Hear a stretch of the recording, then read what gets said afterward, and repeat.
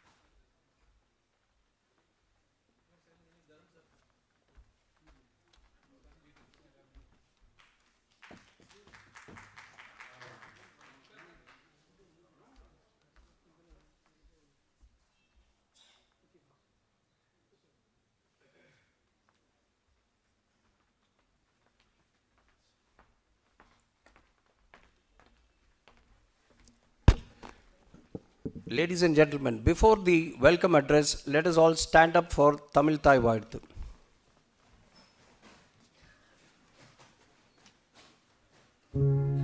நீராரும் கடலுடுத்த நிலமடந்தை கெழிலொழுகும் சீராரும் வதனமென திகழ்வரத கண்டமிது தெற்கணமும் அதிசிறந்து திராவிடனல் திருநாடும் தக்க சிறு பிறை நுதலும் தரித்தனரும் திலகமுமே அத்திலக வாசனை போல் அனைத்துலகும் இன்பமுற எத்திசையும் புகழ் மடக்க இருந்த பெரும் தமிழனங்கே தமிழனங்கே உன் சீரிழமை திரும்பி அந்த செயல் மறந்த வாழ்த்ததுமே வாழ்த்ததுமே வாழ்த்ததுமே.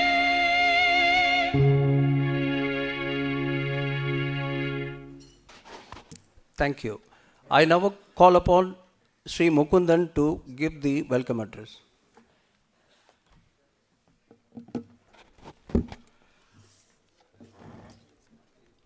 அனைவருக்கும் மாலை வணக்கங்கள். டாக்டர் ராஜரத்தினம் மருத்துவ மற்றும் கல்வி அறக்கட்டளை இந்தாய் அனலிட்டிக்ஸ் நடத்தும் இந்த திருக்குறள் உலக பொதுமறை திருக்குறள் இந்நாள் டெல்லி தமிழ் சங்கத்தில் கொண்டாடப்படுவதற்கு முக்கிய பங்காக இருந்து வந்த திரு ராஜ்குமார் சாரை வணங்கி எல்லோரோட பலத்த கலசோடு வரவேற்கிறோம். இப்போது இந்த நிகழ்ச்சியை தலைமை தாங்கி நடத்த வந்திருக்கும் எச் ராஜா அவர்கள் சிவகங்கையிலேருந்து இதுக்காக வந்திருக்காங்க. அவரையும் பலத்த கரகோஷம் எழுப்பி வரும்படி கேட்டுக்கொள்வேன். அதே மாதிரி திரு தருண் விஜய் சாரை பற்றி நம்ம சொல்லணும்னா திருக்குறளுக்காகவே ஒரு இவர் வாய்ந்தவர். திருக்குறளை உலகெங்கும் கொண்டு சென்றார். தமிழ்நாடு மட்டும் இல்லாமல் மொரிஷியஸ், மலேசியா, சிங்கப்பூர் எல்லா இடத்துலையும் ஒரு ஹீரோவாக இருந்தார் திருக்குறளை பரப்பத்தில். ஸோ அவரை வருக வருக என்று வரவேற்கிறோம். அதே மாதிரி இந்த நிகழ்ச்சியில் திரு ஸ்ரீகாந்த் கருணேஷ் அவர்கள் தனி இயக்குனர் கல்வி அமைச்சகம். அவர் ரொம்ப அருமையான நமக்கெல்லாம் தெரிஞ்ச முகம். சன் டிவியில் முன்னாடி ரொம்ப டெய்லி அவர் வருவார், நியூஸ் வாய்ச்சிருக்காரு. அதே மாதிரி சன் டிவியில் ரொம்ப ஃபேமஸானவர். அதே மாதிரி இன்றைக்கி பிஜேபியிலையும் ஒரு செய்தி இதுவில் இருக்கார், இன்சார்ஜாக இருக்கார். அவருடைய வருகை நமக்கெல்லாம் பெருமை. அவரையும் வரவசம் எழுப்பி வரவுகளை கேட்கும். இந்த விழாவின் நாயகர் இந்த விழாவை நடத்த வேண்டும், இதை திருக்குறள் நாளை டெல்லி தமிழ்ச்சங்கத்தில் பண்ணணும், இந்த மாதிரி இதுக்காக ரொம்ப அரும்பாடுபட்டு இந்த நிகழ்ச்சிக்கு வந்திருக்கும் டாக்டர் KS ராஜ்குமார், நிறுவன தலைவர், லைஃப்லைன் பல்நோக்கு மருத்துவமனைக்கம். அவரை பற்றி தமிழ்நாட்டிலேருந்து எனக்கு நிறையா ஃபோன் வந்தது. அவர் நிறையா உதவி செய்வார், யார் கேட்டாலும் எந்த உதவி செய்யக்கூடியவர். ரொம்ப பரந்த மனப்பாடல். அவர்கிட்ட வேலை பார்க்குற ஊழியரெல்லாம் நல்லா கவனிச்சுப்பார். இந்த மாதிரி அவரை பற்றி எனக்கு ஒரு 10 ஃபோன் வந்தது. நல்லா நிகழ்ச்சி நடத்துவீங்க, ராஜ்குமார் சார் வர்றது நமக்கெல்லாம் பெருமைன்னாரு. உண்மையிலே அவரையும் எல்லோரும் பலத்த கரகோஷம் எழுப்பி வரும்படி கேட்கு. டாக்டர் கூப்பா ரவீந்திரன் அவர்கள் முதல் குறள் ஆசிரியர், முதல் குறள் என்ற பத்திரிகையின், மற்றும் அவருக்கும் அதே மாதிரி எனக்கு பல தமிழ்ச்சங்கங்கள்லேருந்து, புதுவை தமிழ்ச்சங்கம் மற்றும் தமிழ்ச்சங்கங்கள்லேருந்து என்னை கூப்பிட்டு அவர் ஒரு அருமையான பேச்சாளர், அருமையான தமிழ் ஆர்வலர், தமிழ் அறிஞர். அவர் டெல்லி தமிழ்ச்சங்கம் பேசுறது நமக்கெல்லாம் பெருமை. ஸோ அவரையும் வருக வருக என்று வரவேற்று, இந்த நிகழ்ச்சிக்கு பெருமை கூடியதுன்னா லட்சுமி நாராயணன் சார் வந்திருக்காரு. சார் அவர் நமக்கு தமிழ்ச்சங்கத்திலையும் பெரிய ஐஏஎஸ் உள்துறை அமைச்சர் இருந்தவர், நம்ம சிங்கேரி மடத்துக்கு தலைவராகவும் இருக்கார். ஸோ அவரையும் வருக வருக என்று வரவேற்று, எங்கள் தலைவர், எங்கள் ஆலோசகர், முன்னாள் தமிழ்ச்சங்க தலைவர், தமிழர்களுக்கு டெல்லியில் உதவக்கூடியவர், முருகன் தலைவர் திரு பாலு சார் அவர்களையும் வருக வருக என்று வரவேற்கிறோம். ஏன்னா அவரை பற்றி சொல்கிறதுக்கு நிறையா இருக்குது, இதெல்லாம் வரவேற்பதை தான் சொல்லியிருக்காங்க. அதனால் எல்லோரும் வரவேற்று, இப்போது எங்கள் தமிழ்ச்சங்க தலைவர் ராகவன் நாயுடு அவர்களும் வந்திருக்கிறார். அவர்களையும் வருக வருக என்று வரவேற்று, அதே மாதிரி திரு கண்ணன், முன்னாள் தமிழ்ச்சங்க செக்ரட்டரி, எனக்கு முன்னாடி பொதுச்செயலாளர் இருந்தவர், அவரையும் வருக வருக என்று வரவேற்று, திருக்குறளை பற்றி பேசுகிறதுக்கு பெரிய ஜாம்பவான்லாம் இருக்காங்க. திருக்குறளில் ஒன்று தான் என்னென்னா, குரான் பைபிளுக்கு அப்புறம் திருக்குறள் தான் அதிகமாக மொழிபெயர்க்கப்பட்ட நூல். திருக்குறளில் கடவுளுங்கிற வார்த்தையோ தமிழ்ங்கிற வார்த்தையோ இல்லை. ஆனால் திருக்குறளை இன்றைக்கி உலகம் பூரா கொண்டு செல்கிறாரு நம்ம பாரத பிரதமர் மோடி அவர்கள். எங்கே சென்றாலும் திருக்குறளை முதலில் கோடிட்டு திருக்குறளை இம்பார்ட்டன்ஸ் கொடுக்குறாரு. தமிழுக்காக நிறையா உழைக்கிறாங்க. ஸோ அந்த லைனில் இவங்கெல்லாம் நம்ம இந்த நிகழ்ச்சியை நடத்துவதற்கு மீண்டும் ஒரு முறை வருக வருக என்று வரவேற்று, வாய்ப்புக்கு நன்றி கூறி விடைபெறுகிறேன். நன்றி.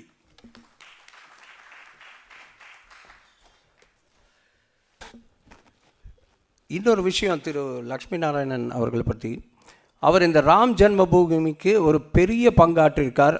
அதுக்கும் நம்ம நன்றியை தெரிவித்துக் கொள்கிறோம். இங்கே வருகை தந்திருக்கிற சில பேர் பற்றி சொல்லணும். இங்கே திரு கோபிநாத் அவர்கள், மாநில தலைவர் பாஜக சுற்றுச்சூழல் சீரமைப்பு அணி.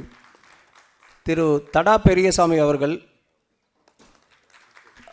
பட்டியல் இனத்துக்கு அவர் மாநில தலைவர். திரு ஃபெப்சி சிவா உள்ளே இருக்காரா? இல்லை, அவரும் வரதா இருந்தது. அப்புறம் திரு மீடியா ரங்கலாஜ்லு அவர் வந்திருக்காரு, அவருக்கும் நன்றி தெரிவிச்சுக்கிறோம். வேறு யாருன்னா அப்புறமா வந்திருக்கீங்களா சென்னையிலேருந்து? வந்திருந்தால் அவர்களுக்கும் நன்றி. பிறகு பேரை சொல்கிறேன். இப்போது டாக்டர் ராஜ்குமாரை அழைக்கிறேன் சில வார்த்தைகள் பேசுகிறதுக்கு திருக்குறளை பற்றி. அதுக்கு முன்னாடி அவரை பற்றி இன்னும் சில விஷயங்கள். அவர் இந்த பிரெஸ்ட் கேன்சர், அதுக்கு ஒரு ரொம்ப மாடர்ன் எக்யூப்மெண்ட், மேமோகிராம் இல்லாமல் அதை ஒரு பெயின்லெஸ் டிடெக்ஷன் பண்ணுறதுக்கு முயற்சி எடுத்திருக்காரு. அது ஒரு 5 இன்ஸ்ட்ருமெண்ட் வச்சுக்கிட்டு இப்போது வாரம் வாரம் குறைஞ்சது ஒரு 100 பேருக்கு அதை ஃப்ரீ சென்சிங் பண்ணுறாங்க. அது ஒரு பெரிய விஷயம்.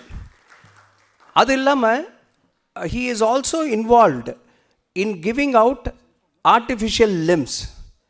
இது மாதிரி நல்ல பல விஷயங்களை பொதுமக்களுக்கு, அந்த சமூகத்துக்கு செஞ்சுக்கிட்டு இருக்காரு. அவரை இப்போது சில வார்த்தைகள் கூறுவதற்காக அழைக்கிறேன்.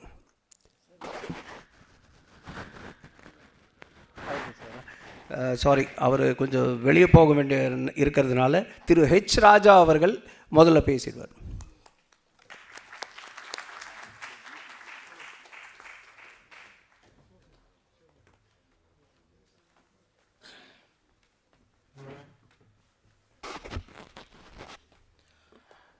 இன்றைய தினம் டாக்டர் ராஜரத்னம் மருத்துவ மற்றும் கல்வி அறக்கட்டளையின் சார்பாக உலக பொதுமறை திருக்குறள் என்கின்ற பன்மொழி விளக்கத்தை பற்றி பேசுவதற்காக இந்த கூட்டமானது ஏற்பாடாகி இருக்கிறது. நான் கல்யாணம் பார்க்க வந்தவன்,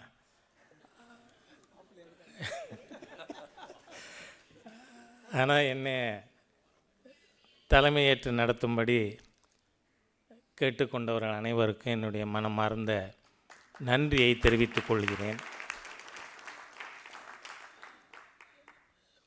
உள்ளபடியே திருக்குறளை தமிழ்நாட்டிலேயே வந்து அதை ரொம்ப பெரிய அளவில் பெருமைப்படுத்தியவர் திரு தருண் விஜய் அவர்கள், முன்னாள் பாராளுமன்ற உறுப்பினர்.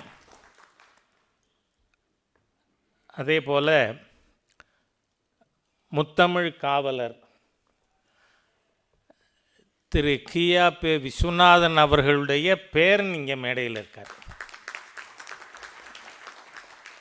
அவர் டிவியிலலாம் இருந்தார் அப்படிங்கிறதெல்லாம் விட அவர் திரு கியாபி அவர்களுடைய பேரன் என்பது பெருமை சேர்ப்பதாக இருக்கும் என்று நான் நினைக்கிறேன். திரு ஸ்ரீகாந்த் கருணேஷ் அவர்களே, இந்த நிகழ்ச்சியை இங்கு ஏற்பாடு செய்வதற்கு முக்கிய காரணகர்த்தாவாக இருக்கின்ற டாக்டர் ஜேஎஸ் ராஜ்குமார் அவர்களே, டாக்டர் கூப்பா ரவீந்திரன் அவர்களே, இங்கு அறிமுக உரையாற்றி அமர்ந்திருக்கின்ற திரு சாய் சுதாகர் அவர்களே, முன்னாள் தமிழ்ச்சங்க தலைவர்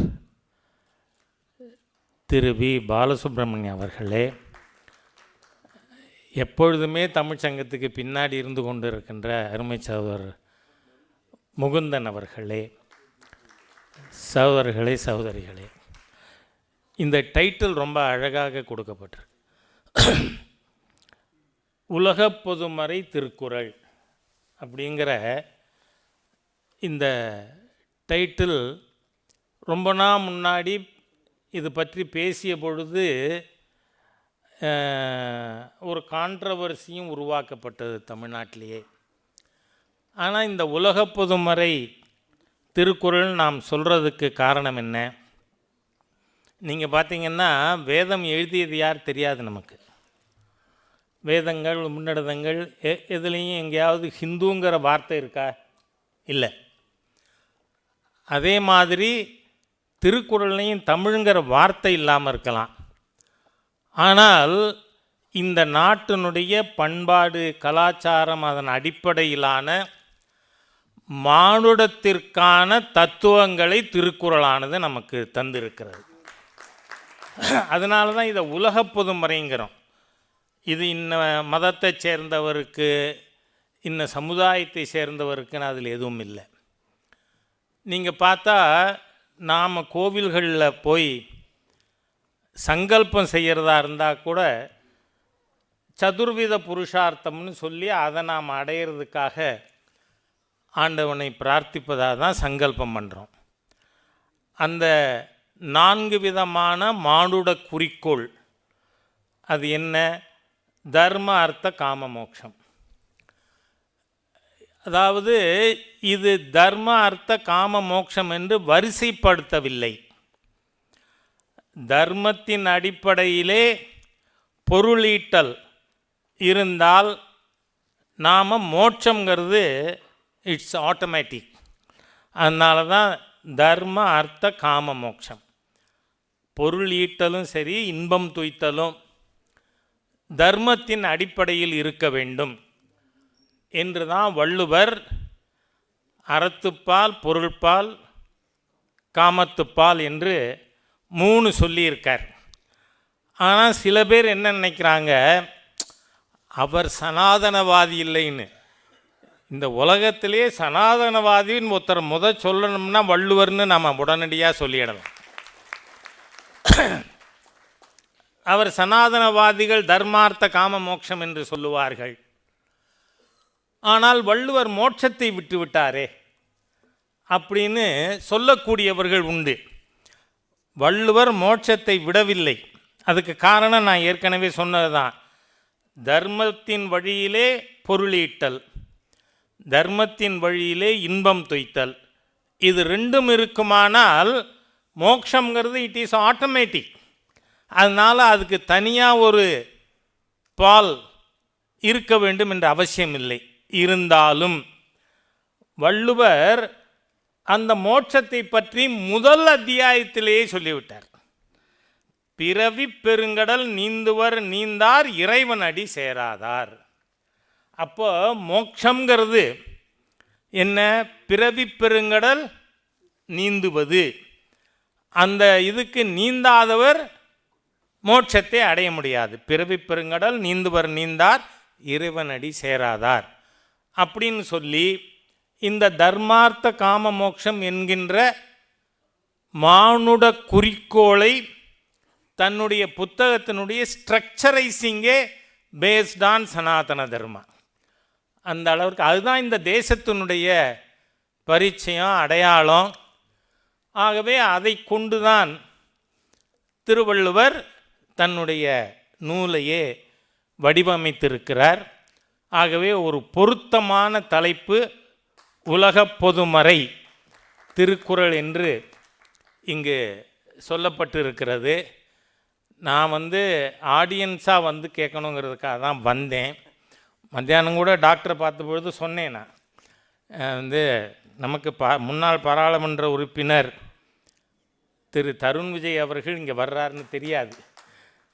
ஆனால் திருக்குறளுக்கு, ஏன்னா அவரோட தமிழ்நாட்டில் அவர் மேற்கொண்ட சுற்றுப்பயணங்களிலே நான் உடன் இருந்தவன்கிறதுனால அவருடைய ஆர்வம், முனைப்பு திருக்குறளையும் திருவள்ளுவரையும் நாடு முழுவதும் எடுத்து செல்வதிலே ஒரு பெரிய பங்காற்றி இருக்கிறார். அதே போல் மாண்புமிகு பிரதமர் திரு மோடி அவர்கள் அவர் செஞ்சிருக்கிற மாதிரி தமிழ் சேவை வேறு யாருமே செய்யலைன்னு சொல்லலாம். எங்கே போனாலும் திருக்குறளை பற்றி சொல்லுவது, கனி பூங்குன்றன் பற்றி, ஔவையார் பற்றி, பாரதியார் பற்றி, தமிழ் கலாச்சாரம் பண்பாட்டினை எல்லா இடங்களிலும், அது உலக அரங்கிலாக இருந்தாலும் சரி, எல்லா இடங்களிலும் எடுத்து செல்லுகின்ற நம்முடைய மாண்புமிகு பிரதமர் திரு நரேந்திர மோடி அவர்கள் இங்கே நம்ம தமிழ்ச்சங்க விழாவுக்கே வர்றாருன்னு கேள்விப்பட்டேன். என்ன, அதனால் அவ்வளோ பெரிய சிறப்பு தமிழுக்கு, தமிழ் மக்களுக்கு இருக்கிறது. ஏனென்றால் தமிழ் மொழியில் சொல்லப்படாத விஷயங்களே கிடையாது.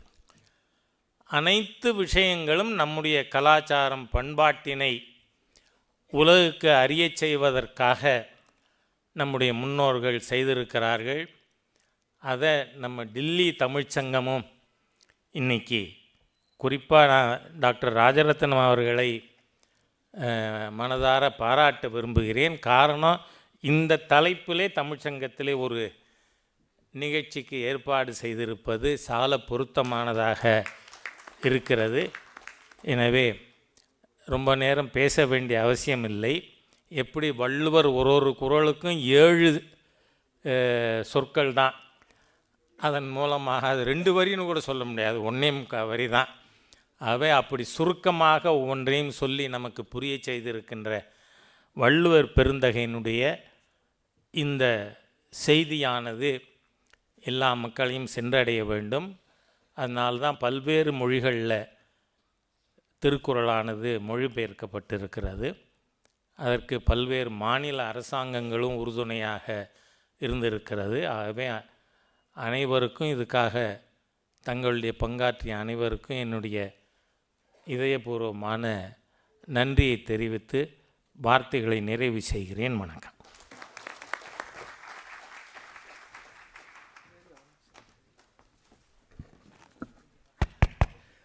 ஐயா அவர்களுக்கு முக்கியமாக நன்றி சொல்லணும்.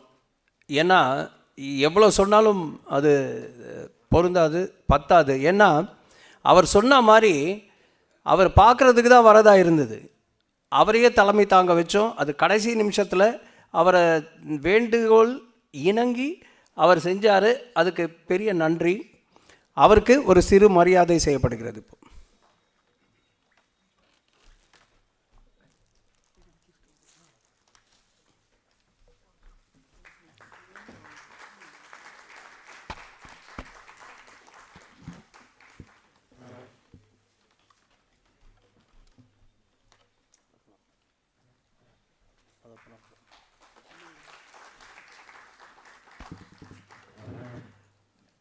சென்னையிலேருந்து இன்னும் 2-3 பேர் வந்திருக்காங்க.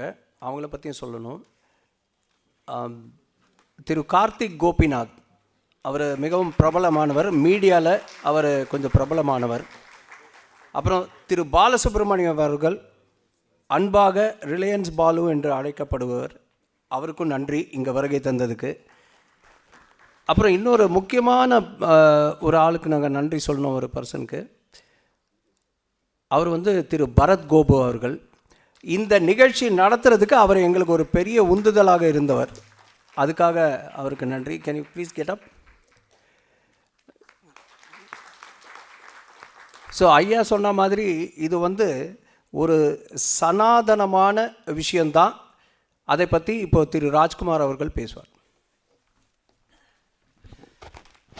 எல்லோருக்கும் நன்றி. The initial introductions have been done, so without wasting too much time, நான் நேர சப்ஜெக்ட்டுக்கு வரேன். First thing I want to say is that வள்ளுவம், யாருக்கு வள்ளுவம் சொந்தம் நம்ம பார்த்தீங்கன்னா, வள்ளுவம் உலகத்துக்கே சொந்தம். யாருக்கெல்லாம் தேவையோ அவங்களுக்கெல்லாம் வள்ளுவம் சொந்தம். நான் ஒரு பெரிய பாரதியார் வெறியன். அவர் சொல்லியிருக்காரு, நமக்குள்ளே பழங்கதைகள் பேசுவதில் எதுவும் மகிமை இல்லை. ரெண்டு தமிழனோட ஒரு திருக்குறள் பேசுறதில் பத்தாது. தேமதுர தமிழோசை உலகம் எங்கும் பரவல் செய்வோம் சொன்னார். Because of that we made a decision to have a multilingual approach to the Thirukkural, so that not only the people in this audience, in this August gathering, but also the whole world through technology. These days 4 பேர் பேசினா கூட, தப்பான விஷயம் பேசினா கூட technology எல்லா இடத்தையும் போயிடும். We all know about it. So we thought we'll make use of technology and speak multilingually, so that I would speak in English and Sanskrit, Dr. Cooper Ravindran will speak in Tamil, and most importantly Mr. Srikanth Karnesh will speak with English, Tamil and Hindi as well, so that we must tell everybody that we are truly a multilingual race. Bose அந்த காலத்தில் when he started the Indian National Academy, அவர் சொன்னார், Indian National Army start பண்ணும்போது, கூன் தோ Azadi low, give me blood and take freedom. அதே போல my request to you is give me that 20 to 30 minutes and I will give you a different changed world perspective of the Thirukkural. The next thing I must say is the Thirukkural is being defined as a life manual. I was told there are many students here from Delhi University as well. It's a life manual to allow you to change your life. It is a Shiv Khera plus Robin Sharma, all of these things rolled into one. And today we will try to show these things to the public and to the youngsters as much as we can. To this end, I've chosen about 8 or 10 Thirukkurals that I will go through. I will start by saying, நான் இதை போடும்போது இன்விடேஷனை பார்த்து நிறைய பேர் கேட்டாங்க, என்னங்க திருவள்ளுவருக்கு பட்டையே இல்லை, பூணூலே இல்லை. நான் பார்க்குற திருவள்ளுவருக்கு எப்போவுமே பட்டை இருக்கும், எப்போவுமே பூணூல் இருக்குங்க. ஆனால் இந்த படத்தை அது மாதிரி போட்டாங்க. My apologies to those and I will tell you also why. முதல் திருக்குறள் பாடல் I'm going to talk is கற்றதனால் ஆய பயனென் கொல் பாலறிவன் நற்றாள் தொழார் எனின். நீ கற்றுக்கிட்டதெல்லாம் என்ன? What is the point of all that you have learnt if you cannot hold on to the feet of the divine, of the blessed, of the great lord. இதை வச்சுட்டு அப்புறம் யாருங்க முதல் அதிகாரத்திலே after reading this who can say that Thiruvalluvar is an atheist? You have to be completely blind, deaf, dumb and daft to say he is an atheist. Now I'm going to stop there for a minute and say the same thing if you read the Bhagavad Gita. The point I'm going to try to make is how the Thiruvallum is actually a syncresis of our religion. If you take the Bhagavad Gita, Arjuna is asking Krishna, you have taught me karma yoga, you have taught me bhakti yoga, you have taught me all these yoga. Tell me what you want me to do before I go and fight. And Sri Krishna says, Sarva dharmam parityajam. I have taught you everything. Ma bekam saranam vraja. Surrender completely unto me. Aham tva sarva papepyo mokshayashyami ma suchaha. Then it falls upon me to absolve you of all your sins and give you moksha. In other words, bhakti yoga, falling at the feet of the Lord, is in Kali Yuga the only option for the dharma kama, the dharma artha kama moksha. If you fall at the feet of the Lord, ஐந்தே நாளில் கண்ணப்பர் போல you can get மோக்ஷம். விவேக சூடாமணி ஆதிசங்கரர் எழுதினார். அதை ரொம்ப அழகாக சொல்லியிருப்பார். ஒரு மருத்துவன் அந்த காலத்தில் எழுதியிருக்காரு 7th 8th century. மருத்துவம் உனக்கு மாத்திரை மருந்து எழுதி தரான். அந்த மாத்திரை மருந்து திருப்பியும் if you go on repeating the name of that medicine, ampicillin, will your cough and cold go? It will not go. Merely studying the scriptures without the thought of the Lord is exactly the same as repeating the medical prescription by rote without actually taking the medicine. சொல்லியிருக்காரு ஆதிசங்கரர் in Viveka Chudamani. Another beautiful little piece I saw, kind of parallel between one of the Upanishads and what Valluvar has written. அமிர்த பந்து உபனிஷத், சின்ன உபனிஷத் தான், ரொம்ப beautiful point.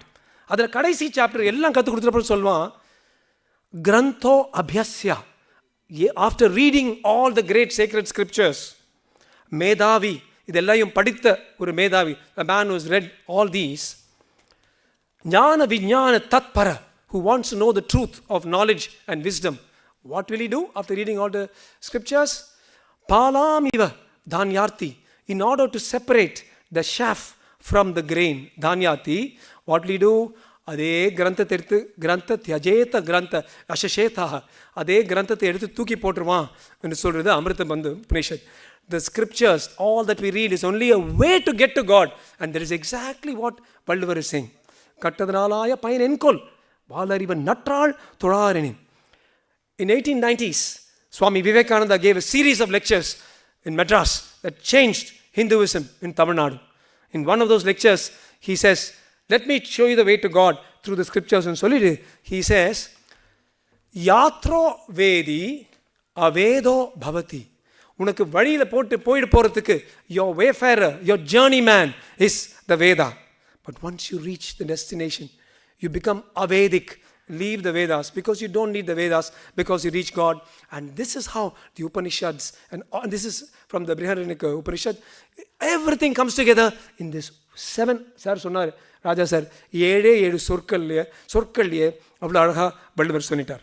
I'll quickly run from there to the next one, one of my favorite ones, because now I am also Amma crazy, all Indians are, and this is said repeatedly by Narendra Modi ji. The last time he said it was in Paris, when they requested that they put up a big Thirukkural Selai there, which I'm sure Tarun Vijay sir will know best about, and I hope he will talk about. எல்லாருக்கும் தெரியும், ஈன்ற பொழுதில் பெரிதுவக்கும் தன்மகனை சான்றோன் என கேட்ட தாய். என்ன அழகான ஒரு, the mother, especially those days, 2nd century, mother feels so proud when she gives birth to a boy. He won't go look for another wife. He's going to, I got a boy. Adora, she is much prouder, much more proud than that, when she hears that her son has become a sandron. A sandron எழுதியிருக்கார், செல்வந்தன் என கேட்ட தாய்னு சொல்லலையே, அரசியல்வாதி என கேட்ட தாய், super star என கேட்ட தாய்னு சொல்லி எழுதலையே திருவள்ளுவர்.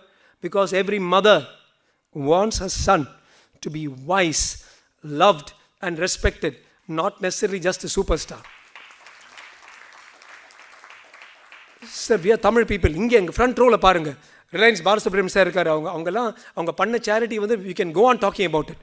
லக்ஷ்மி நாராயணன் சார் அவர் காலில் நேற்று விழுந்தேன். அவர் he's put so much of his savings and made a Ram Charitra Manas, which is going to be sitting inside the Ramlala Mandir forever. இதெல்லாம் ஸ்ட்ரெயிட் ரூட் டு காட் மாதிரி. வி ஹவ் so many சான்றோர்கள் with us. So இப்போ நீங்கள் பார்த்தீங்கன்னா, அவர் one more thing I want to say is the importance of மாதா. இது ஒரு வள்ளுவர் மட்டும் சொல்லலை, சரண நீங்கள் போங்க, யூ கோ டு மகாபாரதாவில் இந்த யக்ஷனும் தர்மரும் ஒரு பெரிய கான்வர்சேஷன் நடக்கும், யூனோ யக்ஷ பிரசன்னம். அதில் கேட்பாங்க, what is heavier then the earth என்று கேட்குறான் அந்த யக்ஷன். அதுக்கு தர்மர் சொல்கிறாரு, மாதா குருதர பூமே, the mother's love is stronger then the earth என்று சொல்கிறாரு தர்மர். Same principle. ஈன்ற பொழுதில் பெரிது. What a mother can do. I'm quickly going to take you back to 210 BC. அது என்னடா 210 BC? சங்கத்தமிழ். தமிழன் வாழ்வதற்கு ஒரு இலக்கணம், சாப்பிட்றதுக்கு ஒரு இலக்கணம், காதலுக்கு ஒரு இலக்கணம், போருக்கு ஒரு இலக்கணம், மரணத்துக்கு ஒரு இலக்கணம். ஒன் ஓல்ட் லேடி இருக்காங்க. இது தஞ்சாவூர் கிட்ட நடந்துச்சு. அந்த volt lady she has a sword in her hand and she's searching, poking about in a war-torn field, soaked with blood. Somebody is asking, why are you doing that? And she says, I heard that my son ran away from the war when he heard the drums of war. Yeah, but then the war is over. You have a sword in your hand. No, in case I find that the arrow has entered him from behind, or the spear has entered him from behind, yes, what will you do? I will take my sword and cut off my breasts that fed him. This was noted by another female poetess called Na Chellayar. And it's one of the most beautiful in the Purananur. 6 lines. First 2 lines describe this old lady. See the lady, the mother, Tamil mother. First 2 lines describe the lady. Second 2 lines describe what happened. And third, the last 2 lines give you the answer. So they say, நரம்பு எழுந்து, with large veins, உலர்ந்த மென்தோல், with muscles that have all gone down, முளரி மருங்கின், with a stomach withered like a lotus petal, முதியோள், one old lady, சிறுவன் படைக்கு அஞ்சினன் என பலர் கூற கேட்டு, when she heard that her son ran away from the war, மாண்டு அமர்க்க உடைந்தனாயின், if he has been broken by the sound of approaching war, உண்ட முலையை அறுத்திடுவேன் யான், I shall cut away my own breast என்று சொல்லி அந்த செங்களம் துழுவுவோள் in the blood soaked field.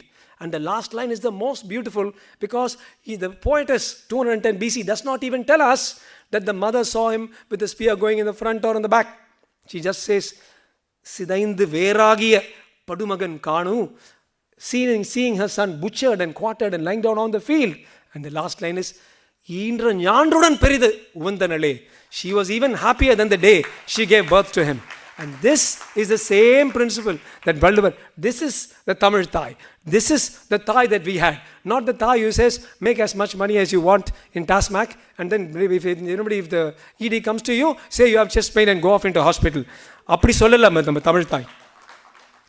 I move on to the next about the social justice. சமூக நீதின்னு சில பேர் சொல்லிட்டு தெரிஞ்சிட்டு இருக்காங்க. இந்த சமூக நீதி பாருங்க, அந்த காலத்தில் வள்ளுவர் சொல்லியிருக்காரு, கிளியராக சொல்றாரு, பிறப்பு ஒக்கும் எல்லா உயிர்க்கும்.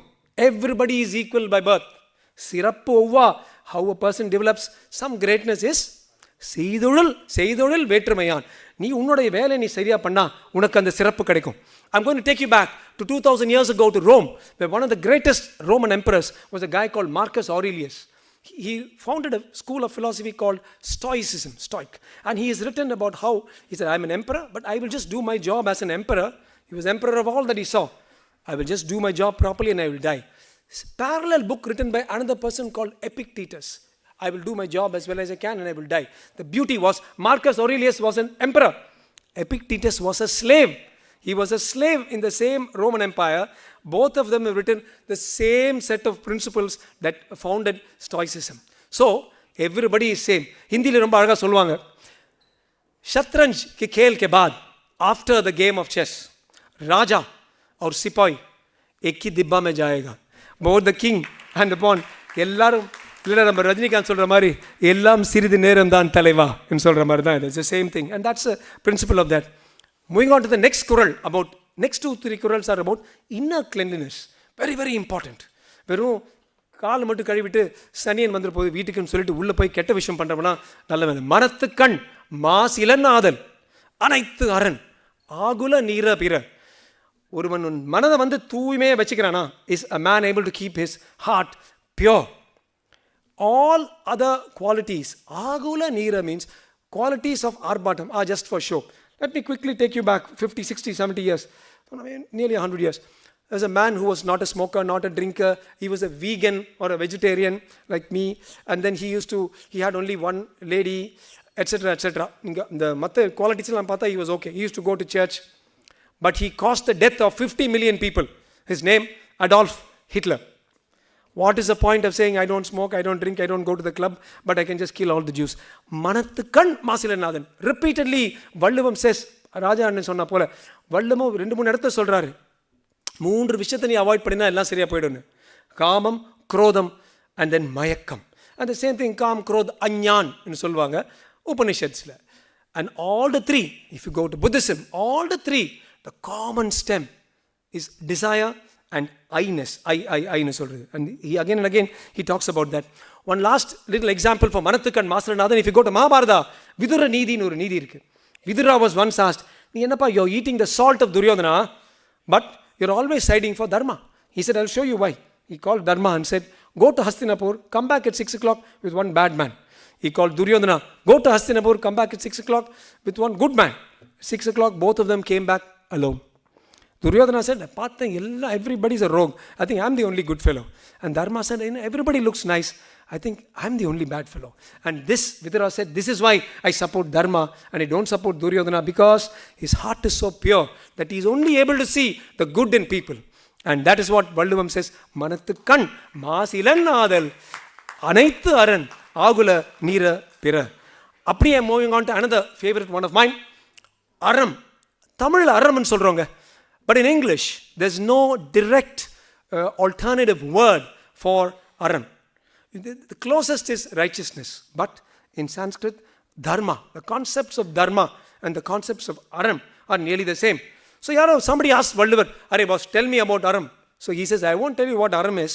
I will tell you what aram is not. If you avoid these things, then your life has got aram." What are those things? Azhukkaru, ava, veguli, innachol, இவை நான்கும் இழுக்காது என்றது அறம். வாட் இஸ் அழுக்காறு? It's a beautiful word. அழுக்கா ஒரு பாதை போதான். மனிதனோட வெள்ளையான ஒரு இதயத்தில் ஒரு டர்ட்டி பாத் இஸ் கோயிங். அழுக்காறு. Jealousy. Jealousy, as Shakespeare said, the green-eyed monster that doth mock the hand that feedeth it. That is alukkar. Ava, excessive avarice and greed. Veguli, excessive anger. Innachul is harsh words when lesser words, softer words will be necessary. இந்த நாளும் அழுக்காறு, அவா, வெகுளி, இன்னாச்சொல் இவை நான்கும் இழுக்காத இயன்றது அறம். Once more you go back to Mahabharata. In Mahabharata, Dharma is asked, by losing what? By losing what will everybody love you? And he will say very, very clearly, Krodam hitva. Krodam hitva means by losing my krodam. Krodam hitva priyah bhavati. Everybody will love me. He says, by losing what will you become wealthy? He says, kamam hitva. By losing my desire, arthavan bhavati. A man becomes wealthy. Same principles. And you see, the whole thing comes together. There's one line, I will say that line as my last line when I finish. You understand that this is what all the good religions, at least the Indic religions, speak. From there, I'm going to move to another one. What do you earn money for? Sir was talking about, arth, dharm, kam, and then moksha. But what do you earn money for? You see the kind of people like we have, the Sandros we have in front. அது வந்து மோடிஜி வந்து இன்னொரு இடத்துல சொல்கிறாரு, ரொம்ப அழகாக. he says, தாளாற்றி தந்த பொருள் எல்லாமே தக்கார்க்கு வேளாண்மை செய்தல் பொருட்டுன்னு Modiji said. I'm not sure whether he said it in Moscow or he said it in Singapore, but he said that தாள் ஆற்றி means not தாளாட்டி, but தனது தாளை உபயோகித்து, he who uses the muscles of his legs and works hard and earns money. This is the right way. This is dharma, arth, kama, moksha. He makes that money. தக்கார்க்கு வேளாண்மை செய்தல் பொருட்டு. Takkar means to the right person. To the right person. Make sure that the fruit of your wealth goes to that right person. And another place, Modi ji has repeatedly said this. Earn and give to the right places. Irundombi ilvarvadellam. What is ilvarvu? Again he says, Takkarku velanmai seidal poruten. Both these are very, very important because we asked Pfizer, I'm a doctor. We asked Pfizer when people around us were dying, COVID, please give us vaccine. Pfizer didn't give us vaccine. They were haggling with us about the price. But we, as a country, we earned money. We, as a country, created Covishield and Covaxin. And what did we do? We gave to 150 plus countries. We gave it. தக்கார்க்கு வேளாண்மை செய்தல் பொருட்டு. பார்படாஸும் El Salvador சின்ன கண்ட்ரீஸ்க்கும் Burundi ருவாண்டாவும் நம்ம மோடிஜி வந்து எடுத்துங்கப்பான்னு சொன்னார். Pfizer நம்மக்கிட்ட he's asking us money. When we gave it, we got it. We gave it free. About 1.5-2 years ago, I was watching the television. 42 lakh Tamil farmers who used to get small amount, 6,000 rupees per year, 2,003 doses. When earlier, the money used to be promised to them and the people in between, takkarku velanmai poruttu, the VAO would take some, the DBO will take all, you get all these guys and they will get finally 500 rupees. I spoke to the farmers and based on that 2,000 rupees coming thrice a year, they would have borrowed money from the money lender at ridiculous percentages. Unable to pay the money, many of them used to commit suicide. I saw that when that button was hit, 42 lakh Tamil farmers, Velankudi Makkal, like ourselves, 42 lakh farmers had the money that went into their direct bank transfer. And that is Talatri Tanda Porulellam, Takkarku Velanmai Seidal Poruttu. And we have to actually draw parallels to what is happening around us. From there, I'm going to, and I actually wanted to also talk about Lakshminarayan sir and Balu sir, but it looks like everybody's talking only about Valluvar and both of you, sir. But the reason we bring you up is many people here who also become big one day would want to follow your path. We keep on talking about it. From there, I'm going to Natpu, friendship. Valluvar has written so much about friendship. He's written 5 chapters on friendship. He's also written a lot of chapters on management that my friend and brother Shrikant Karnesh will be able to speak about. And there's so much in friendship in our Itihasas and the Mahabharata, etc. You know, Modi ji himself said recently, Muganaga natpadu natpalla, Nenjathu aganaga natpadu natpu. That is, when we were helping Turkey, when they had a big earthquake, how beautifully that Erdogan from there said, he said, we are calling this program itself Dost, D-O-S-T, because Modi ji in India is being a friend to Turkey. They are Dost to us. So Modi ji has said that, and that is true. I'm going to quickly say, go to Mahabharata, Muganaga natpadu natpu, Karna and Duryodhana happily chatting, enjoying themselves. But a good friend should stop you and say, no, don't go beyond this. At that time, when Dushashana was about to disrobe Draupadi, it was Karna who took that final call and said, let's take off the clothes from these guys. Let us start with Draupadi, in one version of the Mahabharata. At that point of time, Duryodhana himself should have blocked Karna. He did not. In other words, there was an imperfect friendship. Whereas the friendship of Krishna and Arjuna, even in the Bhagavad Gita, Krishna tells Arjuna, I have told you everything. I have shown you my Vishwarup.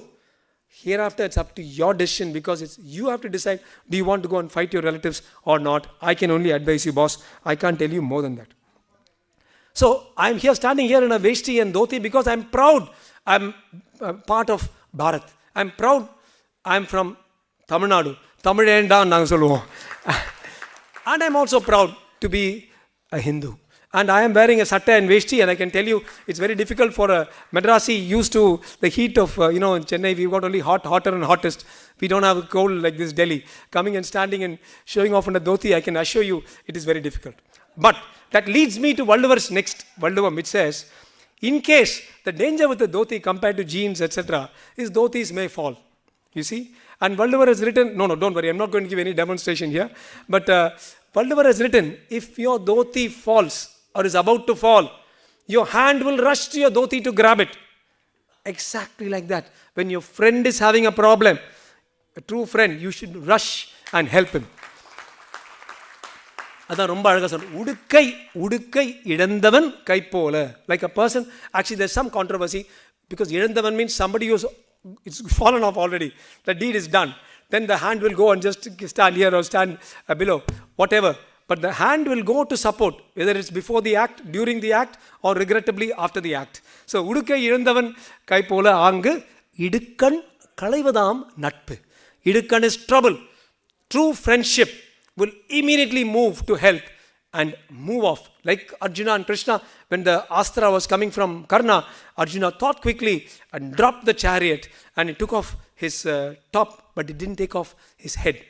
That is the kind of reflex, knee-jerk, what we call in medicine, single loop arc contact that good friends should make for each other. I'll move on from there to another beautiful poem. We see in Sangha Tamil, they compared what is around us. They didn't say, there's Bahubali, somebody will come and carry one big rock and throw it, jump up a mountain. No, nothing. Simple things, the sun, the moon. They looked at the moon, how the moon, the moon that is like a crescent becomes larger, keeps growing and becomes the full moon. And then the full moon becomes smaller, becomes the crescent. And Valluvar says so beautifully, Nirai Neera Neeravar Kenmai Pirai Madi. Nirai Neera means the deep wisdom-based friendship of friends. Nirai is full and deep. Neera is Tanmai or quality. Kenmai is friendship. Nirai Neera Neeravar Kenmai Pirai. It becomes full like the full moon. Whereas, what happens from the Pinnira, rapidly getting smaller and smaller and smaller. Pinnira, Pedayar Natpe. Fools who just get together on some basis of some frivolousness. But that friendship will not last very long. Whereas a good friendship will keep growing. Again, you go back to Yaksha Prasanna. Yaksha Prasanna is one of my go-to places because it's Upanishads brought down to dummies like me. And in Yaksha Prasanna, in one place it says, what will you not regret in life? And it says, Sandhiha sadbiha nirjayate. The association of good, wise friends is something that you will not regret in life. Of course, in Hamlet, Act 1, Stage 2, and Shakespeare says so beautifully, Polonius advised to his son Latus, the friends that I have time tested, bind them to thy soul with hoops of steel. Whether it's Shakespeare or Yaksha Prasanna or Mahabharat or Vallavam, the principle is the same. That good friendship is always very, very special. I go on to the last few poems that I've got from him. One is, of course, we're talking now about war and talking about leaders, because I wanted to talk about Modi ji. On December 27th, he announced World Thirukkural Day, and the bare minimum we can do is, we must ask ourselves, why for 75 years nobody else announced World Thirukkural Day? Why did nobody else take up people like Mr. Tarun, Vijay and ask them to put up Thirukkural statues? Why did no one else quote the Thirukkural as effectively as he has quoted? I mean, maybe the pronunciation is not perfect, but it's still very, very, very good. It's far better than my Hindi or my Sanskrit, I tell you that. So, what are the qualities of a good leader? Anjamai, ஈகை, அறிவு, ஊக்கம்.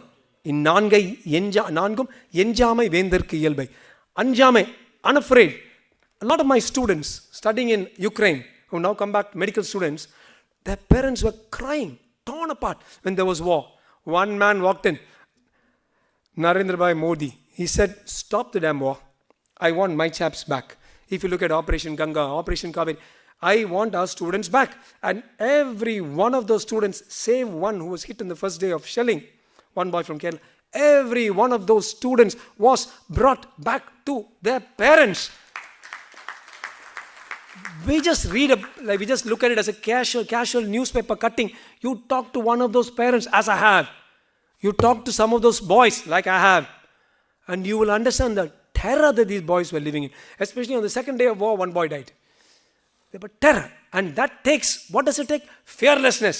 Hey, whatever you do, I don't care. Stop the war, I want my boys back. Anjamai. Fearlessness. And that is what Modi ji showed to the whole world. After that, everybody else said, me too, me too. That became a different form of a Me Too movement, but we can talk about that later. So Anjamai. ஈகை. ஈகை is very, very important, to be able to take and give. This morning we were at the Karyalai, and we heard about how my wife and I have gone and done a lot of service to the Sri Lankan Tamils, our Tamil people, who went there in 1823, working in terrible conditions. We used to go and do free medical camps. But we are not big enough to build houses, etc. for them. They used to live in horrible places called lie-ins. That means you can just lie in. 20 people in one small place. Modi ji went and built 4,000 homes for those people, and now another 10,000 homes have been built. ஈகை. You must give. Like you're going to die that day, you must give. And I will give you one more example of that. In the Mahabharata, Sri Krishna, somebody is saying, why you're a little partial towards Karna?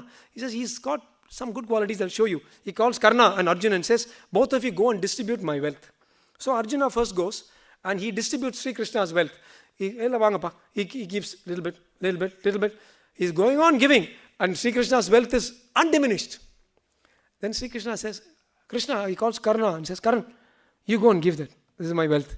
Karna will go and call everybody and say, this is not mine. This is Sri Krishna's.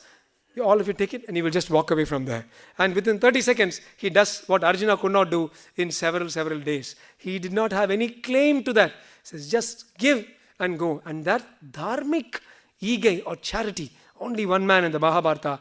I have my issues with Karna, but his ஈகை was completely perfect. So Anjamai, ஈகை, அறிவு, ஊக்கம். We all know that in the last 7-8 years, 10,000 அறிவு is most important. We've always had it. We've just not capitalized on it. We all went and, all of us included, me included, we went and worked like slaves for the white guys in England and America. Those days are gone. I went through the new education policy. We're all waiting for the people from abroad to come and work for us here. We will make that happen too one day. There are 10,050 Atal Bihari Vajpayee innovation centers for the first time in the whole world in India. 10,050. First time. 645 billionaires, startup billionaires from US, 325 from China, and already 114 from India, rapidly growing, all in the last 7-8 years. I am sure that this combination of அறிவு, knowledge, and ஊக்கம், உந்துதல், motivation, will make that difference to our India. So, அஞ்சாமை, ஈகை, அறிவு, ஊக்கம், நான்கும், எஞ்சாமை வேந்தற்கு இயல்பு. You should never get rid of it. You should go on having it up. My last two, because I know that there are a lot of speakers. One is called, again quoted by Modi ji, He said, தொட்டனைத்து ஊரும் மணற்கேணி மாந்தர்க்கு கற்றனைத்து ஊரும் அறிவு. Just as you go on digging, as you dig the soil, the spring, the water, well, water keeps coming up, you dig some more, it keeps coming up some more, it keeps on coming up. Exactly like that. If you keep reading, knowledge and wisdom will come up. And this is the new India. This is the India where I have seen photographs of a lady reading in between and carrying, sittalnu solluvaanga, working by a construction site, then finishing a BA, finishing a law, fighting for the scheduled tribe people, then becoming an MLA, becoming a governor, and today she is the sitting president of India. Draupadi Murmu, classic example of a person who could read and study her way up to greatness, exactly as one boy about 100 years ago was carrying a sack to a school in Satara. He was not even allowed to touch other people. He studied, became the first law minister of independent India. I'm referring to another one of my heroes, Dr. B.R. Ambedkar. So Dr. Ambedkar that day and Dr. Murmu today are classical examples of how katranaitha oorum arivu. As you keep on reading. Next, what should you read? My friend, Dr. K.P. Ravindran, I think. You சொல்றீங்களா கர்க்க கசடர? Okay. What should you read? Karka, read. Kasadara karka, read without any mistakes, without any inflections, etc.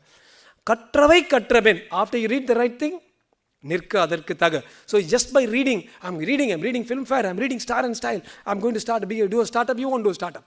You can do some hairstyle or something like that. So you read, focus towards where you want to go, what you read, where you read. This is in particular for the youngsters who are all here. I want to also add one more thing. What is Viveka? What is Vairagya? Every student requires this, and Swami Vivekananda has talked about it. We are all caterpillars, trapped in cocoons. And the caterpillar becomes a butterfly by wanting to become a butterfly, realizing that it can become a butterfly, and by tearing apart its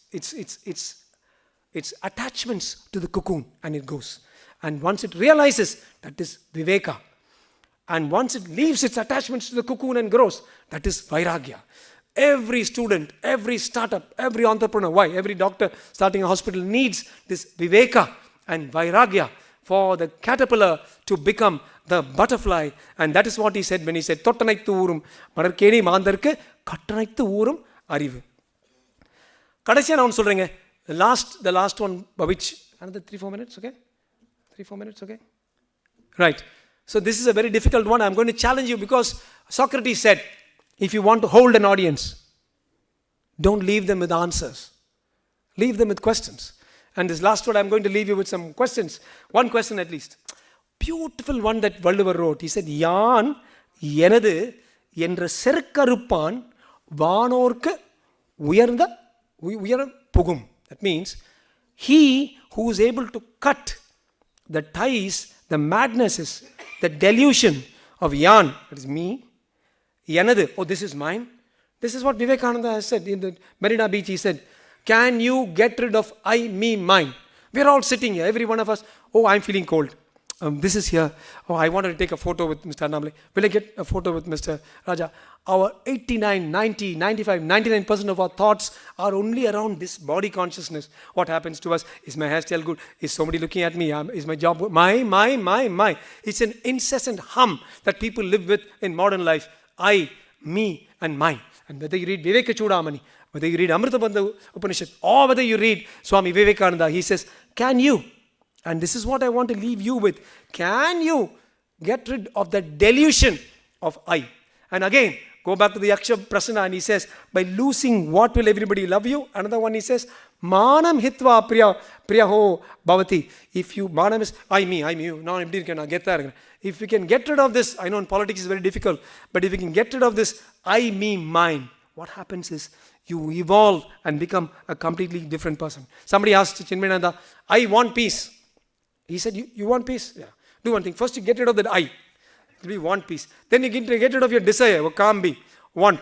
You will be left only with peace. So, unfortunately, this is the truth. There is so much of, I want this.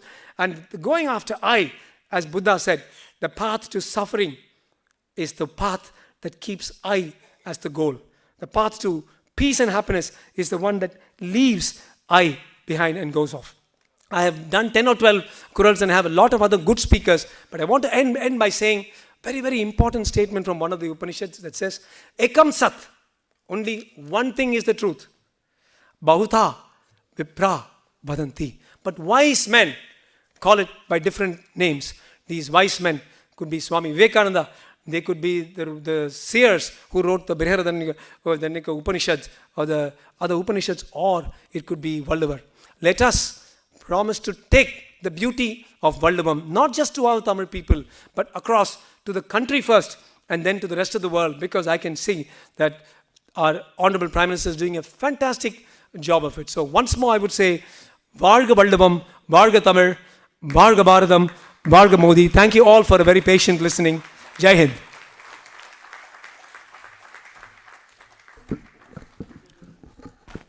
நன்றி doctor Rajkumar, அருமையான பேச்சு. உணர்வு பற்றி ரொம்ப அழகாக சொன்னார். என் நாடு, என் மக்கள், என் தலைவர்கள், என்னுடைய முன்னோர் அப்படின்ற உணவு இருக்கிறதுனால தான் திரு மோடி அவர்கள் பற்றி சொன்னார். அவர் நம்ம தமிழ்நாட்டை சேர்ந்தவர்களை விட அவர் தான் எல்லா நாட்டில் போகும்பொழுதும் பாரதியார் பற்றி, திருவள்ளுவர் பற்றி பேசாமல் இருக்கிறதே இல்லை. அதுதான் உணர்வு. அந்த உணர்வு எல்லாருக்குமே வரணும். இப்போது திரு தருண் விஜய் அவர்கள் உங்களுடைய உரையாட வருவார்.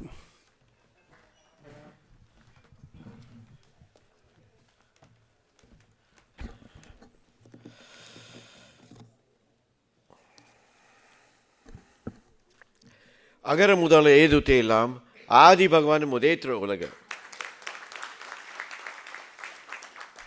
தமிழ் அன்னைக்கு முதல வணக்கம். மரியாதைக்குரிய திரு எச் ராஜாஜி அவர்கள், திரு முகுந்தன் அவர்கள், திரு சக்தி பேருமல் அவர்கள், மரியாதைக்குரிய திரு பரத் கோபுஜி அவர்கள், மரியாதைக்குரிய திரு டாக்டர் ஜே.எஸ். ராஜ்குமார்ஜி அவர்கள், மரியாதைக்குரிய திரு சாய் சுதாகர்ஜி அவர்கள், மரியாதைக்குரிய ஸ்ரீகாந்த் கருணேஜி அவர்கள், மை ரெஸ்பெக்டட் மரியாதைக்குரிய திரு லக்ஷ்மி நாராயணஜி அவர்கள், மரியாதைக்குரிய பாலுஜி அவர்கள்,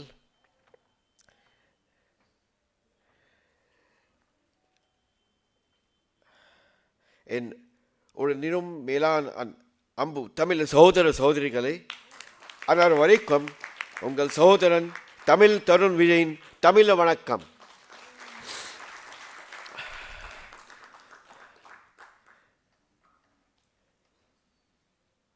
There was a time when Sri Krishna was born to Devaki, but he was known as the son of Yashoda.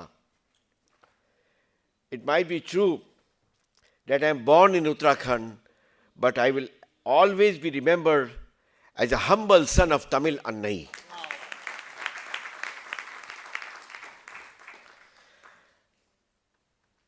It's a life-changing experience for me that Thiruvallur and Tamil Annai adopted me as their son.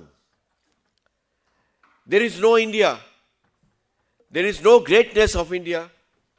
There is no greatness of the Parliament of India if we do not have the message of Thirukkural is spread all over India from Kashmir to Kanyakumari.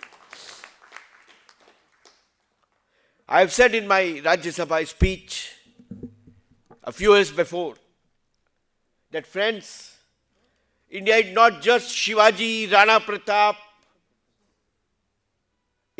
India is not just Mirabai and Tulsidas and Valmiki. Unless you remember, appreciate, respect and bow your head before the Raja Raja Chola, Chera, Pandey, Krishnadev Rai, before Thiruvallur, before Kannagi, before Andal, before Avayyar. If you don't know them, you don't know India, you don't know Bharatvarsh. They make India, India. They make this Bharatvarsh complete. And now, when after more than 400 years of struggle, tapasya, sadhana, sacrifice, we are having a grand Rama temple in Ayodhya on 22nd January. I am very happy to announce here, sir, that I will be taking a small statue of Thiruvallur to have the darshan of Ramlala on 22nd January. Thiruvallur is the greatest Sanatana Dharmiya Vedic Rishi of India, who has given the word, the message of Vasudhaiva Kutumbakam, who has given the message of humanity, who has given the message of togetherness, who has given the message of tolerance, who has given the message of good governance, how to be a good king, how to be a good citizen, how to be a good father, how to be a good son, how to be a good teacher, how to be a good pupil.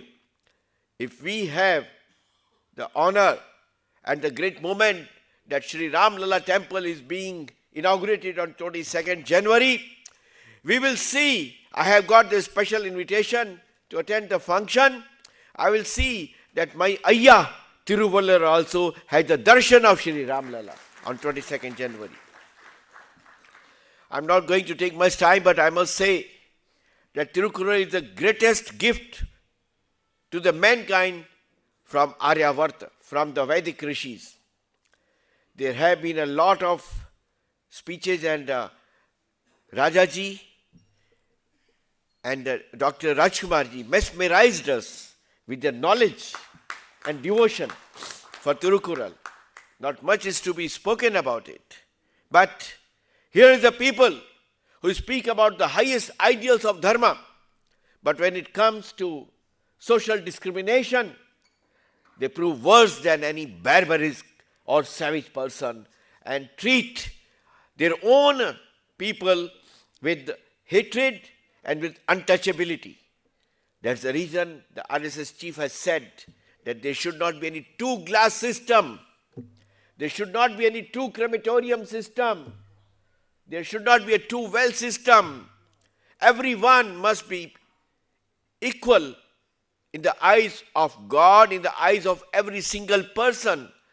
When I took the Dalit people with me to have the darshan of temple in Uttarakhand, I was stoned. They wanted to kill us.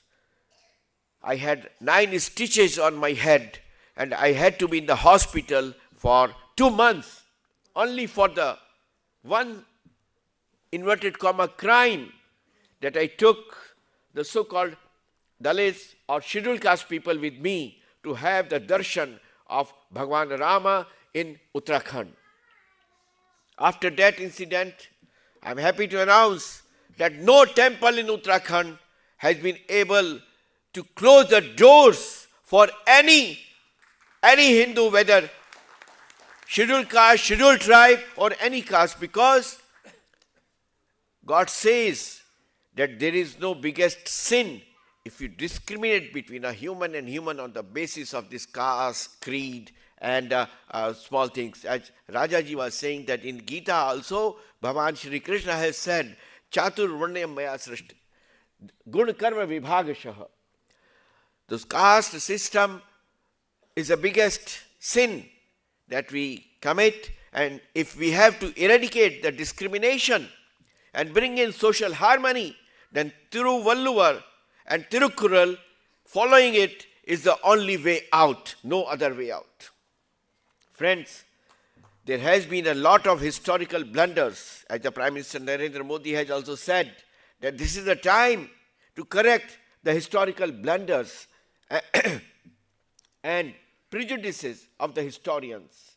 We have been seeing that in North, Babar, Jahangir, Shah Jahan, Akbar, Aurangzeb, Khilji, Tughlaq, all those who devastated North, destroyed North, plundered the temples.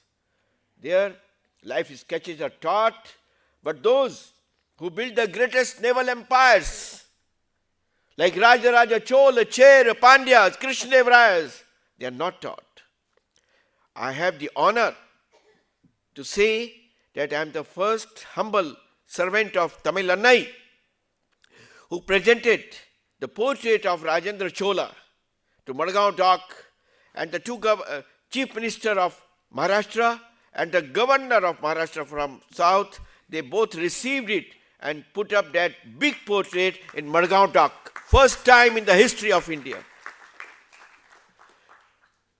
I'm the first member of parliament who presented a huge portrait of Rajendra Chola to the defense minister of India, and that portrait is now in their chamber in South Block.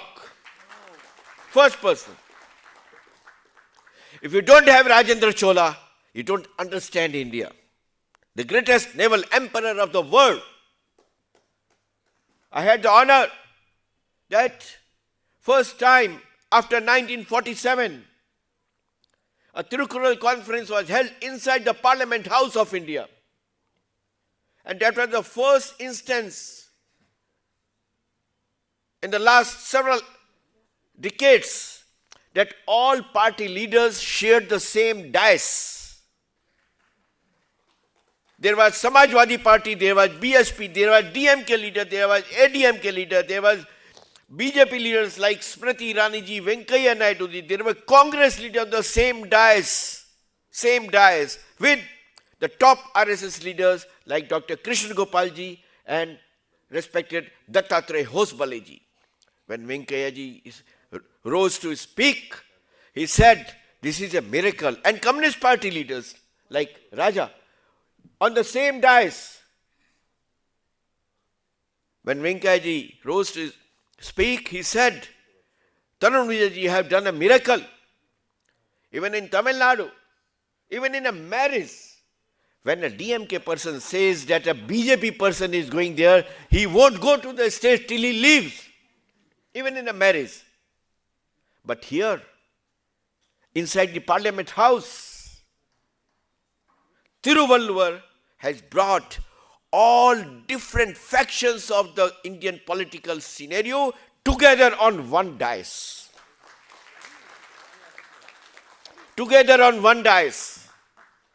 And then, first time after 1947, the children from Tamil Nadu, they sang Thirukkural in the parliament and before the statue of Mahatma Gandhi.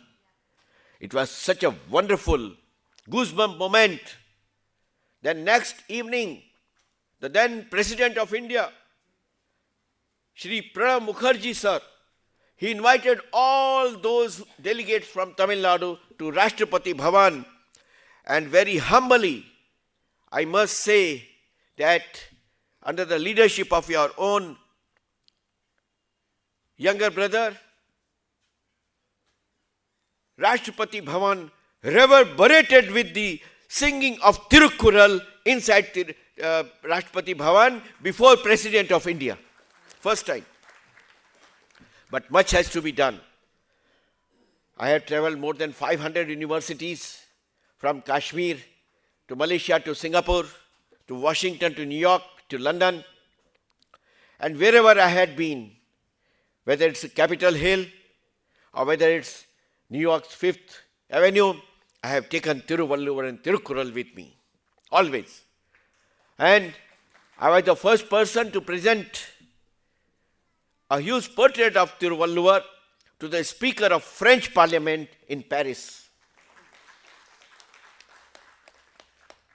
When Mr. Mustafa Muhammad Saeed was there as the Chief Minister of Jammu Kashmir, fiercely opposed to our ideology, and we opposed him.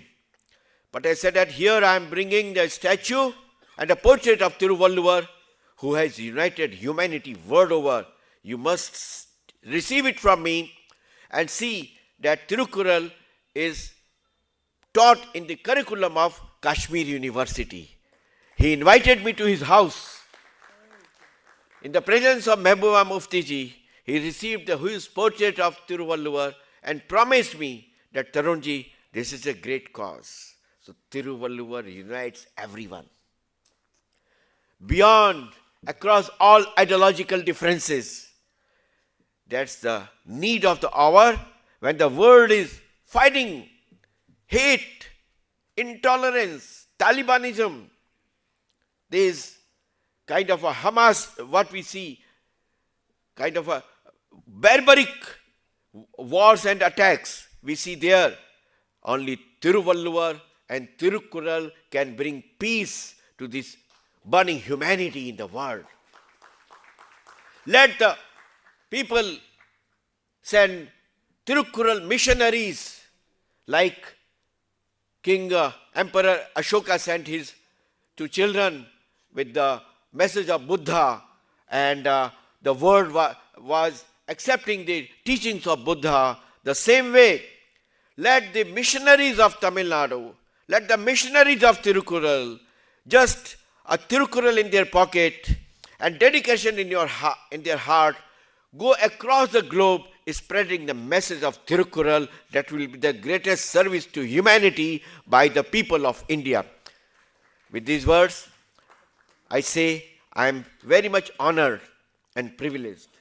The love, affection, blessings that I have received from my Tamil Sahodrigalai, it is something I cannot even imagine.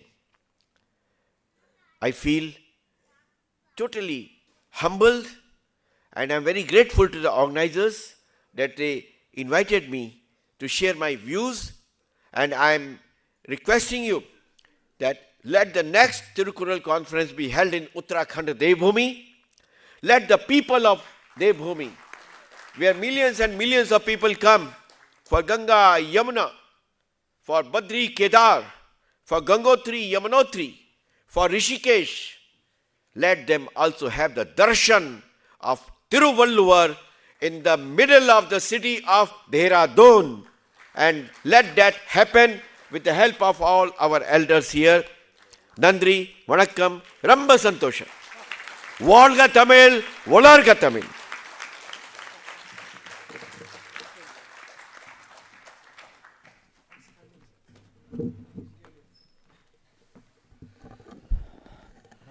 மிக அருமையான பேச்சு.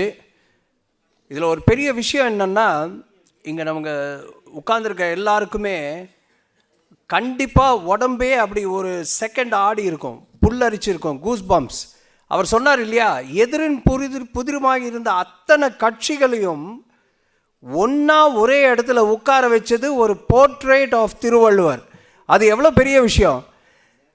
ஆனால் நம்ம தமிழ்நாட்டில் திருவள்ளுவரை அவ்வளவா போற்றுறதில்லை. So இவர் அவ்வளோ பெரிய காரியம் பண்ணியிருக்காரு. Thiru Tarun Vijay, thank you very much. And அந்த தருணத்தில் திரு ராஜா அவர்கள் அங்கே இருந்தாருன்னு கேள்விப்படும் போது நமக்கு இன்னும் பெருமையாக இருக்குது. தமிழ்நாட்டிலேருந்து ஒருத்தர் இந்த நிகழ்வை பார்த்துட்டு அவரும் அதை அனுபவிச்சிருக்காருன்னா அது ரொம்ப பெருமையாக இருக்குது நமக்கு. இப்போ ஒரு சிறு மரியாதை திரு தருண் விஜய் அவர்களுக்கு.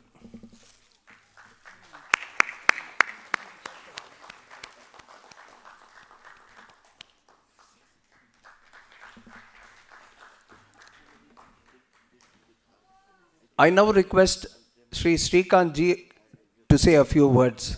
அவரை பற்றி நம்ம சொல்ல வேண்டியதில்லை, மன்னிக்கவும்.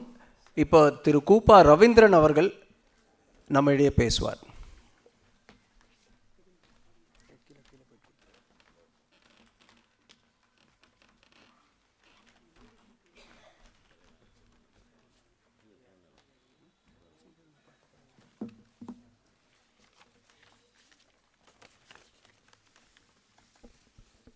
அன்பு உறவுகளே, வணக்கம். எனக்கு முன்னே பேசிய மேலவை உறுப்பினர், மேனாள் மேலவை உறுப்பினர், அவர் உத்தராகண்டிலே உதித்தாலும் அவருடைய உள்ளத்திலே, அவருடைய உணர்விலே நம்முடைய உயிர் தமிழ் உறைந்திருப்பதால் அவர் நம்ம வீட்டு குழந்தையாகிவிட்டார். அவர் சொன்னார் நான் தமிழின் தத்துப்பிள்ளை என்று சொன்னார். இல்லை இல்லை, நீங்கள் தமிழ் அன்னையின் செல்லப்பிள்ளை. நாங்கள் போற்றுகின்ற பாராட்டுகின்ற செல்ல மகன் நீங்கள். மேடையிலே ஐயா ஹெச் ராஜா அவர்கள் வரும்பொழுது நான் பார்க்க வந்தேன், என்னை தூக்கி மேடையில் உட்கார வச்சுட்டாங்கன்னு சொன்னாங்க. அப்படி இல்லை ஐயா, நீங்கள் மேடையில் உட்காரதுக்கு அது சில நிகழ்வுகள் இருந்திருக்கு. ஏன்னா நாங்கள் மேடையில் அலங்கரிக்கிறதுக்கு அண்ணாவை கூப்பிட்டோம். நீங்கள் அண்ணாவை கூப்பிட்றதுன்னா நாங்கள் ராஜாவே அனுப்புகிறோம்னு சொல்லியிருக்காங்க. நீங்கள் நித்திய கல்யாண புருஷர்.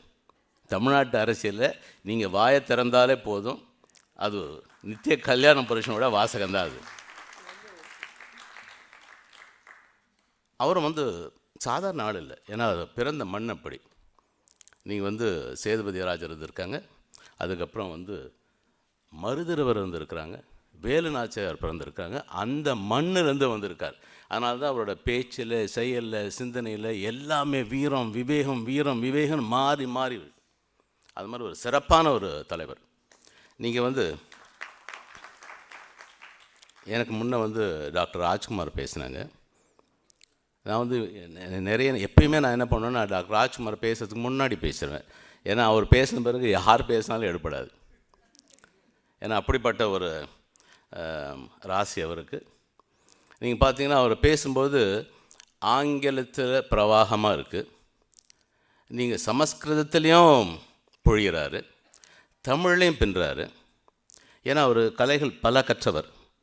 அவர் வந்து நீங்கள் மருத்துவத்தில் நான் அவர் கூட படிக்கும்பொழுது நீங்கள் இருந்த அத்தனை தங்க பதக்கங்களையும் வென்றவர். அவர் பதக்கங்களை வெல்லக்கூடிய கலை பயின்றவர். அது மட்டும் இல்லை, அவருக்கு ஆடல் கலை தெரியும், பாடல் கலை தெரியும், குத்துச்சண்டை கலை தெரியும். ஏன் அவருக்கு சித்திரக்கலை கூட ரொம்ப பிடிக்கும், சித்திரக்கலை படம் வரைகிறது. அது மாதிரி பல கலைகளில் வல்லவர் அவர். அவர் இவ்வளோ அழகாக பேசுகிறாரே எப்படின்னு கூட நீங்கள் யோசிச்சுருக்கலாம். நீங்கள் வந்து அவரோட மூலத்தை யோசித்து பார்க்கணும். ராஜரத்னம் அறக்கட்டளை, டாக்டர் ராஜரத்னம் வந்து இவருடைய தாத்தா. அவர் வந்து சென்னை கீழ்ப்பாக்கம் மருத்துவக் கல்லூரியில் பேராசிரியர். அன்றைக்கு இருந்த காலகட்டத்திலே அவர் எடுத்துக்கொண்ட பாடம் pathology and general medicine and gynaecology. மூன்றை வந்து ஒரு வாதியார் நடத்த முடியும் அந்த காலத்தில். அவர் நடத்தும் பொழுது நீங்கள் மருத்துவ பாடத்தை கூட கம்மியாக சொல்லி தருவாராம்.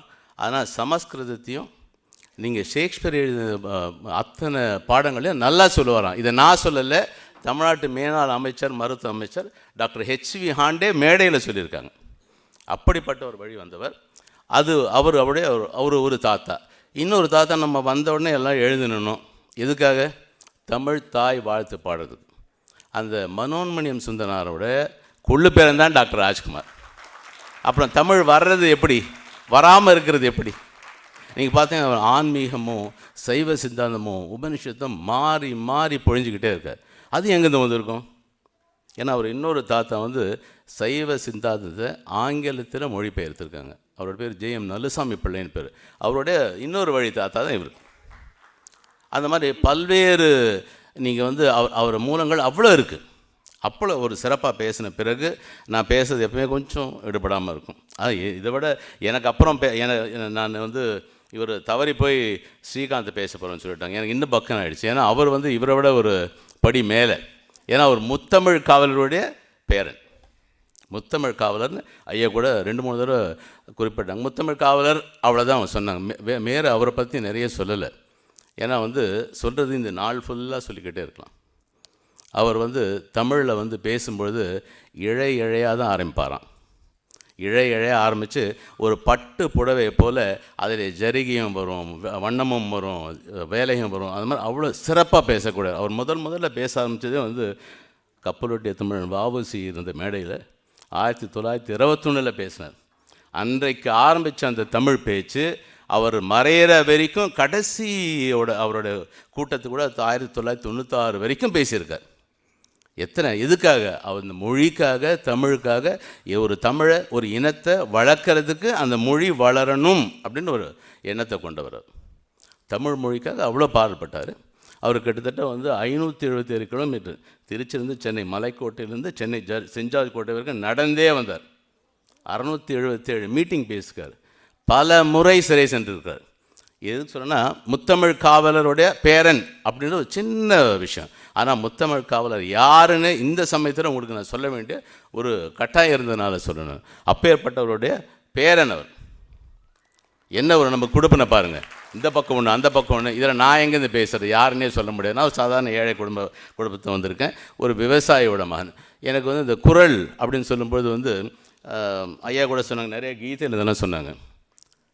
மனிதனுக்கு இறைவன் தந்தது பகவத்கீதை, மனிதன் இறைவனுக்கு தந்தது திருவாசகம். ஆனால் மனிதனே மனிதனுக்கு தந்தது திருக்குறள். இது 3 சமமாக இருக்கும். பகவத்கீதையாக இருந்தாலும் சரி, திருவாசகமாக இருந்தாலும் சரி, திருக்குறளாக இருந்தாலும் சரி, எல்லாம் சரிசமமாக பார்க்கக்கூடிய ஒரு நம்ம இதில் வச்சுக்கூடாது. ஏன்னா திருக்குறள்னும் போது வந்து இலக்கியத்தை தமிழ் இலக்கியத்தில் நீங்கள் அகத்தியம் தொல்காப்பியம் 14 மேல் கணக்கு 14 கீழ் கணக்குன்னு சொன்னோம். அந்த 14 கீழ் கணக்கில் வர்றது தான் திருக்குறள். ஒரு அறிமுகத்துக்காக சொன்னேன். இதை வந்து டாக்டர் ராஜ்குமார் பேசும்போது கூட சில பல அறியாதது சொன்னாங்க. 3 பால் இருக்குது, அறத்துப்பால், பொருட்பால், காமத்துப்பால் சொல்கிறாங்க. அதில் வந்து இதில் ஒன்றுத்தில் வந்து 280 குறள் இருக்குது, ஒன்றுத்தில் 700 குறள் இருக்குது, ஒன்று 350 குறள் இருக்கிறது. அதில் வந்து 2 இயல் இருக்குது, இதில் வந்து 7 இயல் இருக்குது, இதில் வந்து 4 இயல் இருக்குது. இப்படி பிரித்து எல்லாமே ஒரு பகுத்து சொல்கிறதுக்கு ஒரு தெளிவாக எல்லோரும் புரிஞ்சுக்கிற மாதிரி இருக்குது. நான் பேசும்போது கூட வந்து சாய் சுதாகர் சொன்னார், அரசியல் பற்றி பேசக்கூடாது அப்படின்னு சொன்னார். நான் பேச மாட்டேன், ஆனால் திருவள்ளுவர் பேசுகிறாரே. 39லேருந்து 60வது அத்தியாயம் வரைக்கும் அரசியல் அதிகாரம் தான் இருக்குது. மொத்தம் 240 குறளில் அரசியலை பேசுகிறாரு திருவள்ளுவர். என்ன மாதிரி அரசியல்? அற வழி அரசியல். இன்றைக்கே நாங்கள் வந்து கொண்டிருக்கிற மண்ணிலே இருந்து அந்த உலகத்துக்கே தந்த ஒரு பொதுமறையான அந்த சுத்தமான அறவழியில் இருக்கக்கூட அரசியலை எடுத்து சொல்கிறார். ஏன் வந்து உலக பொதுமறைன்னு சொல்கிறோம்? நம்ம யோசிக்கணும். இவர் தமிழ்நாட்டை சேர்ந்தவர், ஆனால் எந்த ஒரு இடத்திலும் தன்னுடைய மொழியை, தன்னுடைய இனத்தை, தன்னுடைய மண்ணை, தன்னுடைய அரசனை, தன்னுடைய நாட்டை உயர்த்தி சொன்னதே இல்லை. நீங்கள் யோசிச்சு பாருங்கள். இங்கே வரும்போது கூட நம்ம ஏதாவது ஒன்று உயர்த்தி சொல்கிறோம், ஆனால் அவர் எந்த ஒரு இடத்திலும் சொன்னதே கிடையாது. மொழியை மட்டும் சொல்லும் பொழுது அவர் அகர முதலன்னு ஆரம்பிக்கிறாரு, முடிக்கிறது வந்து கூடி முயங்க பெருன்னு முடிக்கிறார். ஆள் ஆரம்பித்து இன்னில் முடிக்கிறார். 247 எழுத்தையும் அந்த மொழியில் இந்த ஒரு சின்ன புத்தகத்தில் அடக்கியிருக்கார். எல்லா எழுத்து இருக்குது, ஒரு 37 எழுத்து இல்லை, ஒரு 2 எழுத்து ஒரே ஒரு தடவை தான் வருது. இதுதான் சிறப்பு. அந்த மாதிரி வந்து பல்வேறு சிறப்புகளை கொண்ட ஒரு நூல் இது. எல்லாரும் படிக்கணும். ஏன்னா இது வந்து நம்ம வாழ்வியலில், நம்ம அக வாழ்விலையும் புற வாழ்விலையும் தூய்மையோடையும் அறத்தோடையும் நம்ம நல்ல வாழணும், மக்களுக்கு நல்லது செய்யணும். பல விஷயங்களில் சுருக்கமாக சின்ன சின்ன விஷயங்களில் எளிதாக சொல்லக்கூடியது திருக்குறள். இதில் வந்து நான் சொல்ல வந்தது வந்து பல குறள்கள் வந்து எல்லாருமே சொல்லிட்டாங்க. நான் வந்து சின்ன வயசில் எனக்கு கண்ணில் பட்ட முதல் குறள், நான் வந்து ஒரு வேளாளன், டாக்டர் ராஜ்குமாரும் வேளாளன், நம்ம ஸ்ரீகாந்த் கருணாரும் வேளாளன், வர இருந்த அண்ணாமலையும் வேளாளர். நாங்கள் வேளாளர் குடும்பத்தை சேர்ந்தவங்க. எங்களுக்கு ஏறு, உழவு, மாடு, ஆடு இதெல்லாம் அடிப்படையான விஷயங்கள் எங்கள் வீட்டில் எல்லார் வீட்டிலும் இருக்குது. அதனால் எங்கள் வீட்டில் எப்பயுமே வந்து அப்போ அந்த காலத்தில் தமிழில் ஒரு ஸ்லேட்டில் எழுதி வைப்பாங்க ஒரு குறள். அது மாதிரி எங்கள் வீட்டில் பொறிச்சு வச்சுருந்த ஒரு குறள், சுழன்றும் ஏற்பின்னது உலகம், அதனால் உழந்தும் உழவே தலை. எப்படி இருக்கு பாருங்கள். உழவுன்ற ஒரு அதிகாரத்தில், அதாவது 104வது அதிகாரம், அது முதல் குறள் என்னுடைய பத்திரிகையோட பேர். அந்த முதல் குறளை சொல்கிறாங்க. என்ன சொல்கிறாங்கன்னா, நீங்கள் எந்த தான் நீங்கள் தொழில் பண்ணாலும் அடிப்படையில் வேளாண்மையை, உழவை மறந்து விடக்கூடாதுன்னு சொல்கிறாங்க. இன்றைக்கி வந்து 4G ரொம்ப பெருசாக இருக்கலாம், 5G ரொம்ப பெருசாக இருக்கலாம், ஆனால் அடிப்படையில் நம்ம எல்லாருக்கும் தேவையானது கஞ்சி தான். அதை தர்றது உழவு தான். இதை நீங்கள் மறக்கக்கூடாதுன்றதுக்காக தான் முதல்ல நான் இந்த குறளை சொல்லணும்னு நினச்சேன். அப்புறம் நான் வந்து காலேஜுக்கு சேரும்பொழுது முதல் நாள் அங்கே போனால் எங்கள் கல்லூரி வகுப்பில் இந்த மாதிரி ஒரு பெரிய ஆடிட்டோரியத்தில் எங்களுக்கு அறிமுக வகுப்பு நடத்துகிறாங்க. MBBS ஜாயின் பண்ணும்போது அதில் மேலே ஒரு குறள் எழுதியிருக்கு. என்ன எழுதியிருக்குன்னா, நோய் முதல் நாடி அது தணிப்ப வாய் நாடி வாய்ப்பை செயல். அது வந்து மருந்துன்ற ஒரு அதிகாரத்தில் 95வது அதிகாரம் 8வது குறள். நீங்கள் இன்றைக்கு வரைக்கும் அந்த குறளை படிக்காமல் நான் என்னோடய மருத்துவமனைக்கு போனதில்லை. டாக்டர் ராஜ்குமார் அது மனசிலே வச்சுருக்கார். நானாக படிச்சுட்டு தான் போவேன். ஏன்னா ஒரு நோயோடு ஒருத்தர் வரும்பொழுது அது எப்படி வந்திருக்கும், அதை என்ன பண்ணலாம், எப்படி சரி பண்ணலாம், ஒரு அடிப்படையான ஒரு இயல்பான ஒரு விஷயத்தை நான் வந்து 7 வார்த்தையில் சொல்லக்கூடிய ஒரு அருமையான குறள். ஏன்னா வந்து இன்றைக்கு இருக்க காலகட்டத்தில் நிறைய பேருக்கு வந்து அந்த ஒரு குறள் வந்து படிச்சிருக்கலாம், படிக்காமல் இருக்கலாம், ஆனால் அது எந்த மாதிரி ஒரு சிறப்பான ஒரு குறள் பாருங்கள். இவர் வந்து மொழியை பற்றி எங்கேயுமே, தமிழை பற்றி எங்கேயுமே சொல்லலை அப்படின்னு சொல்கிறாங்க. கரெக்டு தான், சொல்ல வேண்டிய அவசியமே இல்லையே. அந்த காலத்தில் தமிழ் மொழிக்கு இணையானதாவோ மேலோ கீழே எந்த மொழியுமே இல்லையே. அந்த இல்லாதப்ப எதுக்கு இது தமிழ் தமிழ் தமிழ்னு சொல்ல வேண்டிய அவசியமே இல்லை. இருந்தது ஒன்று, சிறந்தது ஒன்று, பிறந்தது அந்த மொழியில். அப்புறம் அந்த மொழியை திரும்ப திரும்ப தமிழ் வாழ்க்கைன்னு எழுத வேண்டிய அவசியமே இல்லையா? அதுதான் அவர் சொல்லியிருக்கார். ஏன்னா ஒரு குறள் சொல்லும்போது கூட அந்த குறள் சொல்கிற அந்த வரியில், அந்த முறையில் அந்த குறள் என்ன சொல்ல வரான்றதையும் சொல்லிடுறார். ஒரு குறளில் வந்து அது துறவுன்ற அதிகாரத்தில் 35வது அதிகாரம், அது முதல் குறள் என்ன சொல்கிறாருன்னா, யாதனின் யாதனின் நீங்கியான் நோதல் அதனின் அதனின் இளன். துறவல் என்ன சொல்கிறாருன்னா, ஒரு பொருள் மேலே நீங்கள் ரொம்ப ஒட்டுதல், ரொம்ப சேர்ந்துருக்கீங்க, ஆசைப்படுறீங்க, ஒட்டுதல். அந்த ஒட்டுதல் இல்லாமல் இருந்தீங்கன்னா உங்களுக்கு சிறந்த வாழ்வு, அது இல்லைன்னா கூட நீங்கள் சிறப்பாக இருப்பீங்கன்னு சொல்கிறார். அந்த குறள் ரொம்ப சிம்பிளாக இருக்கும். ஆனால் அந்த குறளை நீங்கள் திருப்பி சொல்லி பாருங்கள், உங்கள் உதடு 2 கூட ஒட்டாது. அந்த 2 உதடும் ஒட்டாது. யாதனின் யாதனின் நீங்கியான் நோதல் அதனின் அதனின் இளன். அது எங்கேயுமே ஒட்டலையே, உதடு ஒட்டவே இல்லையே. முத்தம்னு சொல்லி பாருங்கள், ஒட்டின்னு தான் பிரியும். அந்த மாதிரி அந்த அந்த அந்த ஒரு குறள் சொல்லும்பொழுது அதுக்கு அந்த அர்த்தத்துக்கு அந்த வழியில் வடிச்சிருக்காங்க. என்ன மாதிரி சிறப்பு. அப்புறம் நீங்கள் தமிழ்னு எழுத வேண்டிய அவசியமே இல்லையே, அவசியமே இல்லையே. இப்போ நீங்கள் வந்து டாக்டர் ராஜ்குமார் இருக்கட்டும், எனக்கு பின்ன பேச போகிற முத்தமிழ் காவலரோட பேரனாக இருக்கட்டும், முத்தமிழ் காவலர் பேரன் வந்து அவர் பேச போகிறது வந்து சொன்னார் என்கிட்ட, செயல்திறன் பற்றி பேச போகிறேன்னு சொன்னார். முத்தமிழ் காவலர் வந்து 24 புத்தகம் எழுதியிருக்கார், 24 புக்ஸ். அந்த 24 புக்கில் 8 வந்து திருக்குறளை பற்றி நான் படிச்சிருக்கேன். நான் ஐயா வந்து பார்த்ததில்லை. அவர் 96 கடைசியாக மரணிக்கும் போது அவர் சொன்ன ஒரு வார்த்தையை நம்ம நெஞ்சில் உரைச்சிக்கிட்டே இருக்கோம், நான் எல்லாத்தையும் செஞ்சுட்டேன், இனிமேல் செய்யறதுக்கு எதுவும் இல்லை அப்படின்னு சொன்னார் முத்தமிழ் காவலர். அவருடைய புத்தகங்கள்லாம் இன்றைக்கி தமிழ்நாடு அரசு உரிமை எடுத்து நிறைய புத்தகங்கள் வருது. அவர் அந்த 8 திருக்குறள் பற்றி எழுதினதில் திருக்குறளில் செயல்தன்மைன்னு ஒரு புத்தகம் இருக்குது. அதை தான் இன்றைக்கி அவருடைய பேரன் வாயிலேருந்து நம்ம கேட்க போகிறோம். அவர் அது தெரிஞ்சு எடுத்தாரா தெரியாமல் எடுக்கலைன்னு தெரியல. ஆனால் வந்து அதை பற்றி எதுக்கு சொல்கிறேன்னா, இதெல்லாம் அவங்க பேசுகிறாங்க.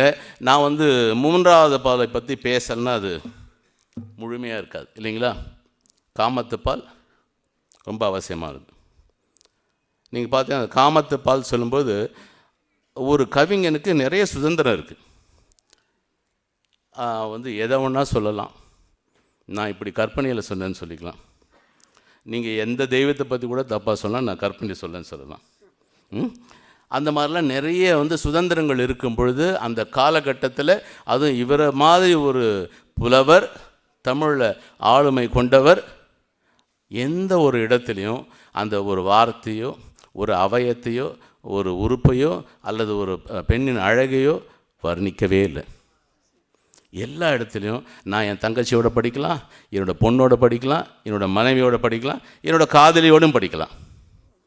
அந்த மாதிரி ஒவ்வொரு குறளும் அவ்வளோ அழகாக இருக்கும். நீங்கள் காமத்துப்பால் பேர் தானே தவிர அது வந்து அன்பை எளிமையாக எல்லாருக்கும் புரிகிற மாதிரி எல்லோரும் ரசிக்கிற மாதிரி சொல்கிற ஒரு தனித்திறமை ஆகணும். நீங்கள் தமிழ் பாடலாம் இப்போ எடுக்கலாம், அது நான் அந்த வார்த்தை எந்த பாடுமே நான் உங்களுக்கு பாடி காமிக்க முடியாது. ஏன்னா வந்து ஒரு சிலர் ரசிக்கலாம், பல பெண்களுக்கு தாய்மார்களுக்கு எந்த வார்த்தையும் ரசிக்க முடியாது, முகம் சுளிக்காமல் இருக்க முடியாது. ஆனால் இப்போ நான் படிக்கிற வார்த்தையை எல்லாரும் கேட்க முடியும். கண்ணுள்ளார் காதலராக கண்ணும் எழுதேம் கருப்பாக்கு அறிந்து. இது காதல் சிறப்புரைத்தல் 113வது அதிகாரம் 7வது குறள். எப்படின்னா அந்த ஒரு காதலி இருக்கா, அவ கேட்குறாங்க, ஏன் நீ கண்ணுக்கு மை வைக்கலை அப்படின்னு சொல்ல. இல்லை, என்னோடய காதலன் வந்து என் கண்ணுக்குள்ளே இருக்கிறான், என்னோடய காதலன். நான் மை வச்சா அது அலைஞ்சு அவரோட உருவம் மறைஞ்சிருமோன்னு நினைக்கிறேன். எவ்வளோ அழகாக இருக்குது பாருங்கள். ரசிக்க முடியுதா இல்லையா? இதை நான் என் தங்கச்சியோட ரசிக்க முடியும், என் மனைவியோட ரசிக்க முடியும், என் மகளோட ரசிக்க முடியும். கண்ணுக்கு மை வைத்தால் என் கண்ணுக்குள்ளே இருக்கின்ற என்னுடைய காதலன் மறைந்து விடுவானோ, கருப்பாகி விடுவானோ என நினைக்கிறேன் என்று ஒரு குறளில் சொல்கிறார். எவ்வளோ சுவையாக இருக்குது பாருங்கள், படிக்கிறதுக்கு சொல்கிறதுக்கு. இது நமக்கு வந்து பெருமையாக இருக்குது. இந்த மாதிரி ஒரு மொழியில் வந்து நம்ம வந்து சொல்ல முடியுது. இத்தனை வருஷம் கழித்து கூட நம்ம வந்து 2000 வருஷம் கழித்து கூட ஒருத்தரை பற்றி ஒரு கவிஞரை பற்றி நம்ம பேசோம். நீங்கள் வந்து அவருக்கு அப்புறம் வந்து எத்தனையோ நூல்கள் இருந்தாலும் அத்தனை நூலிலும் எடுத்துக்காட்டாக சுட்டுக்காட்டாக விளங்குகிற ஒரே தமிழ் புலவர் திருவள்ளுவர் மட்டும்தான். அவரது எழுதின மட்டும்தான் மாற்றி எல்லாரும் எடுத்து சொல்கிறோம், வெவ்வேறு மாதிரி சொல்லணும். அது எப்படி?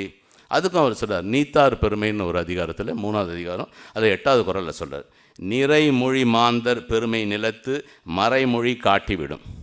நான் ஒரு நல்லவன், நான் திறமைசாலி, நான் நிறைய பேருக்கு நல்லது செய்யணும்னு சொன்னவன், அதை செய்து காட்டவன் அப்படின்றது அவர் மறைந்த பிறகு அவருடைய பெயர் நிலைத்து கொண்டே இருக்குமா.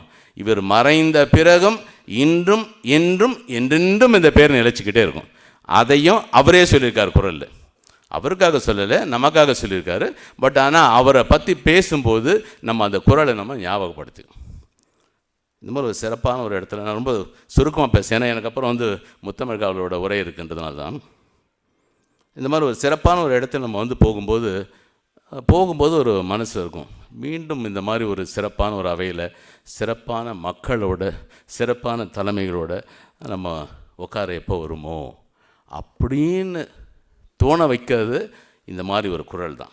என்ன சொல்கிறதுன்னா, கல்வின்ற அதிகாரத்தில் 40வது அதிகாரம் அதில் 4வது குறள், உவப்ப தலை கூடி உள்ள பிரிதல் அனைத்தே புலவர் தொழில்.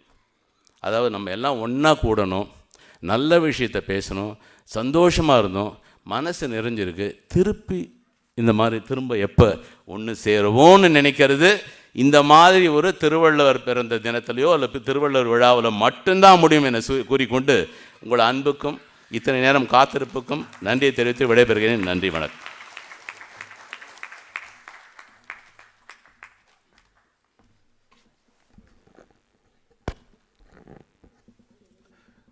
ரவீந்திரன் அவர்கள் சொன்ன மாதிரி அவர் ஒன்றும் மற்றவங்களுக்கு குறைவாக ஒன்றும் பேசலை. அவர் முத்தமிழ் காவலனோட பேரன் பேச போகிறான்னு சொல்லிட்டு முத்து முத்தா வார்த்தை யூஸ் பண்ணி ஒரு அருமையான பேச்சை நமக்கு கொடுத்திருக்கிறார். நன்றி ரவீந்திரன் அவர்கள். இப்போ கடைசியாக திரு ஸ்ரீகாந்த் அவர்கள் பேச வருகிறார்.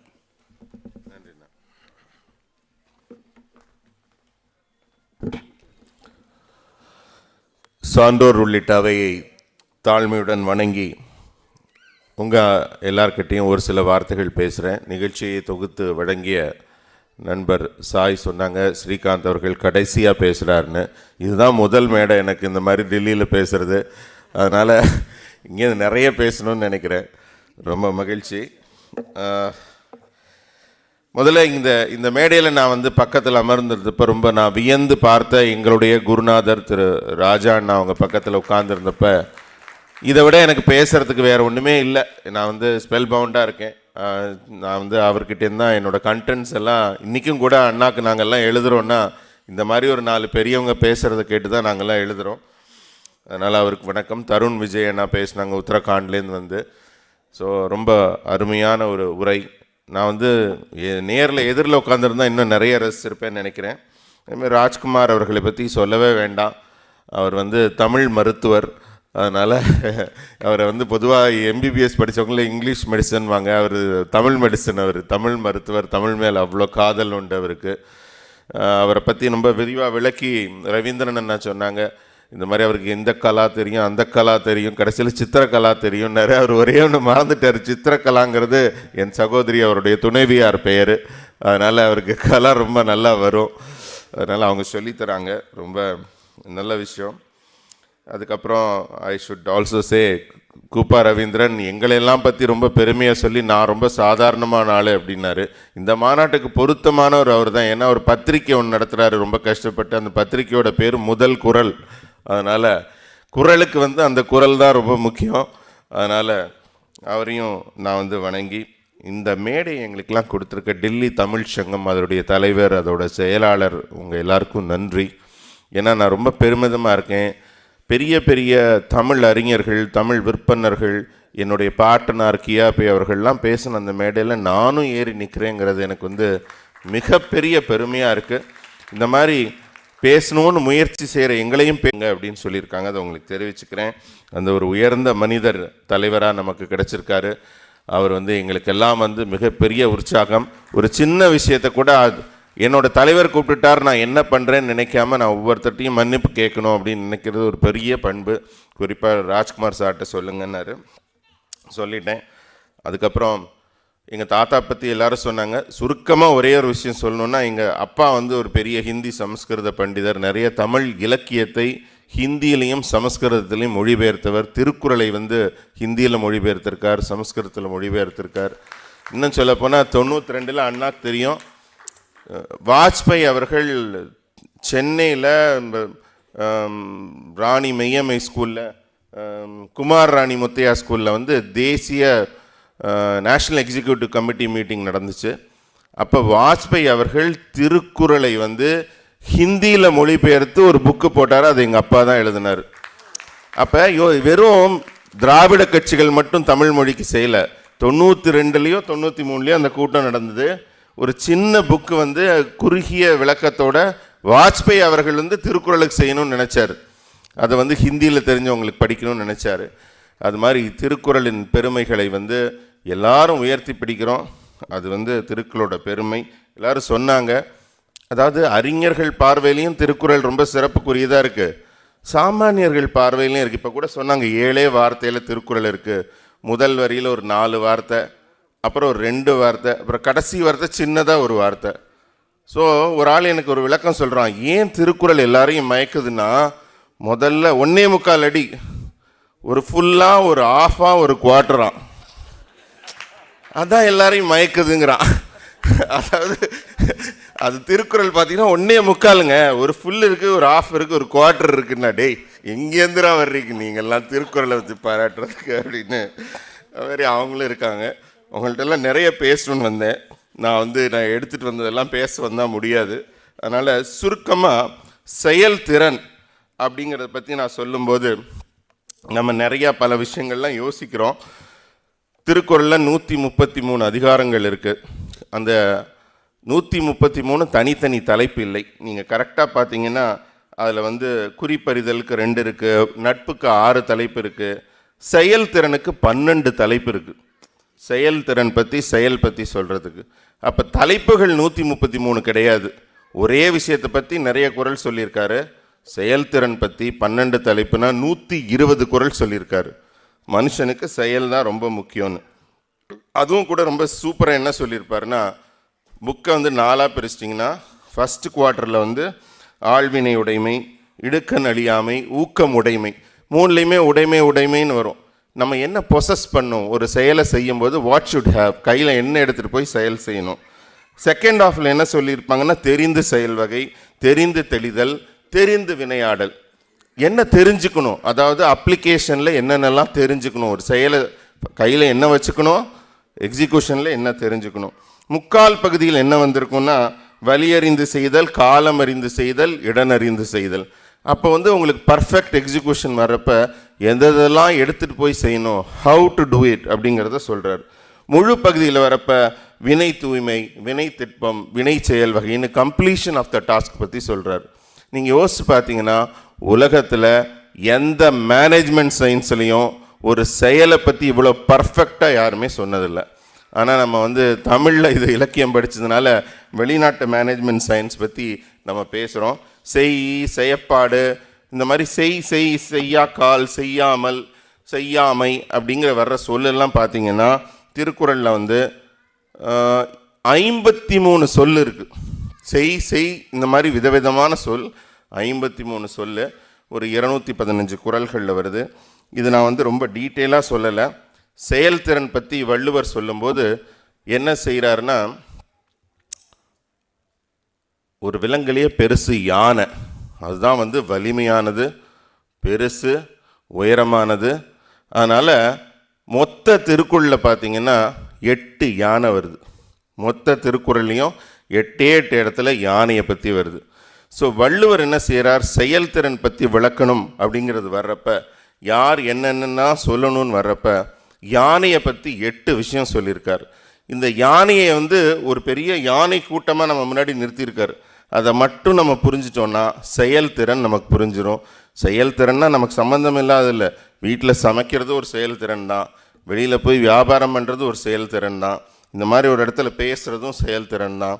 அது மாதிரி எந்த செயல்திறனுக்கும் அதை அப்ளை பண்ணலாம். சுருக்கமாக நான் சொல்ல போகிறேன். இப்படி தான் ஆரம்பிக்கிறாரு, எவ்வளோ நேரம்னு நினைக்காதீங்க. 8 குறளுக்கு 8 நிமிஷம், அவ்வளோதான். சுருக்கமாக சொல்கிறேன், ஏன்னா உங்கள் கற்பனைக்கு விட்டுறேன். இதுக்கு மேலே பண்ணால் எல்லாரும் அவங்கவுங்க வீட்டுக்கு போகணும். அதனால் முதல் விஷயம் எதுவுமே பெருசாக நினைக்கணும். எதையுமே சின்னதாக நினைக்கக்கூடாது, பெருசாக நினைக்கணும். மேனேஜ்மெண்ட்டில் நீங்கள் படிச்சிங்கன்னா கூட எப்போவுமே when the production is big cost of production will go டவுன்பாங்க. அதனால் எதுவுமே பெருசாக இருக்கணுங்கிறதுக்கு கான முயலெய்த அம்பினில் யானை பிழைத்த வேலேந்தல் இனிது. அதனால் நீங்கள் வந்து ஒரு காட்டில் வேட்டைக்கு போனீங்கன்னா மொசல் வேட்டைக்கு போகாத, யானைக்கு போ. முயலை நீ ஜெயிச்சுட்டு வந்து நீ நின்னுக்கிறது கூட பெரிய விஷயம் கிடையாது. யானையை வேட்டைக்கு போய் உன் கையில் இருக்க வேலையோ அம்பையும் தோத்துட்டு வர்றது கூட பெரிய விஷயம். அதுதான் பெஸ்ட்டுன்னு சொல்கிறாரு பாருங்க. அதனால் எண்ணி அது வந்து எப்பவும் பெருசாக எண்ணணும், அதனால் சின்னதாக எண்ணக்கூடாதுன்னு. இதுக்கு மற்ற இலக்கியங்களில் ஔவையார்லேருந்து நிறைய பேர் பெரிதினும் பெரிது கேள் அப்படின்னு எல்லாம் நிறைய சொல்லியிருக்காங்க. அதுக்குள்ளெல்லாம் நான் போக விரும்பலை.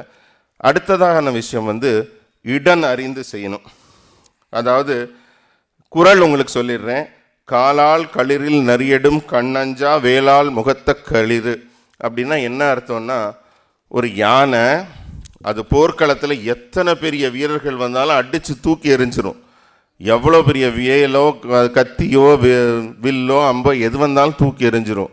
எல்லாரும் பயந்து போடுவாங்க, எவ்வளோ பெரிய கட்டுமஸ்தான ஆள் வந்தாலும் ஜெயிச்சிரும். ஆனால் அந்த யானை ஒரு சேத்துல போய் தண்ணி குடிக்க போகும்போது கால் மாட்டிக்குதுன்னு வச்சுக்கோங்க, அதால் முன்னையும் போக முடியாது பின்னையும் போக முடியாது. அப்போ ஒரு குட்டி நரி, குள்ள நரி வந்து அதை கடிச்சதுன்னா அதால் அந்த நரியை ஒன்றுமே செய்ய முடியாது. அந்த நரி கடைசியில் அதை கடித்து சாப்பிடவே ஆரம்பிச்சிடலாம், அதை கொன்னுடலாம். அதனால் எந்த ஒரு வேலை செய்யும் போதும் இடம் அறிந்து செய்யணும். முதல்ல பெருசாக நினைக்கணும். ரெண்டாவது, நீங்கள் ஒரு வேலை செய்யும்போது இந்த இடத்துல நம்மளால் செய்ய முடியுமான்னு இடனறிந்து செய் அப்படிங்கிறதுக்காக ரெண்டாவது யானையை வள்ளுவர் பயன்படுத்துகிறார். மூன்றாவது வந்து எந்த விஷயம் செஞ்சாலும் மகிழ்ச்சியாக செய்யணும். மகிழ்ச்சியாக செய்யும்போது தான் அது வந்து வெற்றி அடையும். கைவேல் களிற்றொடு போக்கி வருபவன் மெய்வேல் பரியா நகும் அப்படிங்கிறது அந்த குறள். இதுக்கு என்ன நீங்கள் அர்த்தம்னு நீங்கள் பார்த்தீங்கன்னா, ஒரு ஆள் வந்து சண்டைக்கு போகிறான், போர்க்காலத்தில் பயங்கரமாக சண்டை போடுறான். அப்போ அவனோட கையில் இருக்க வேலு கம்பு கத்தி எல்லாமே காணா போயிடுது. எல்லாத்தையும் ஒருத்தரையாக குத்தி கொண்டுடுறான்னு வச்சுக்கோங்க. அவங்ககிட்ட வேறு வெப்பன் இல்லை. He wants to fight, but அவனுக்கு வெப்பன் இல்லை. அப்போ யாரோ ஒருத்தர் எரியிற வேல் அவனோட தோளில் குத்துது. அப்போ அவன் தோளில் குத்தி ரத்தம் வந்தோன்னா எனக்கு ஒரே சந்தோஷம். என்னென்னா தன்னை குத்திருச்சு ரத்தம் வருதுன்னு இல்லை, அட சண்டை போட ஒரு ஈட்டி கிடச்சிச்சுரா அப்படின்னு நினைக்கிறான்.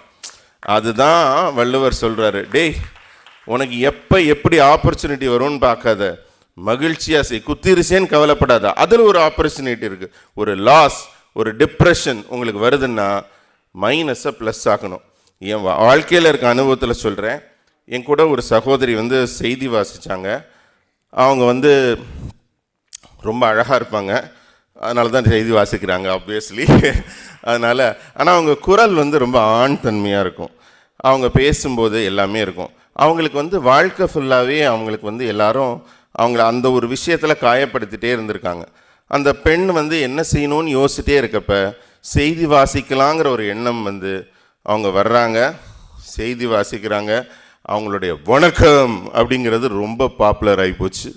அதை வச்சு சினிமாலெல்லாம் அவங்கள பற்றி பேசுகிற அளவுக்கு மாபெரும் புகழின் உச்சிக்கு போனாங்க. அந்த பெண்ணோட மைனஸ் ஆண் தன்மையான குரல் அந்த மைனஸை ப்ளஸ் ஆக்கி பெரும் புகழ் அடைஞ்சாங்க அவங்க.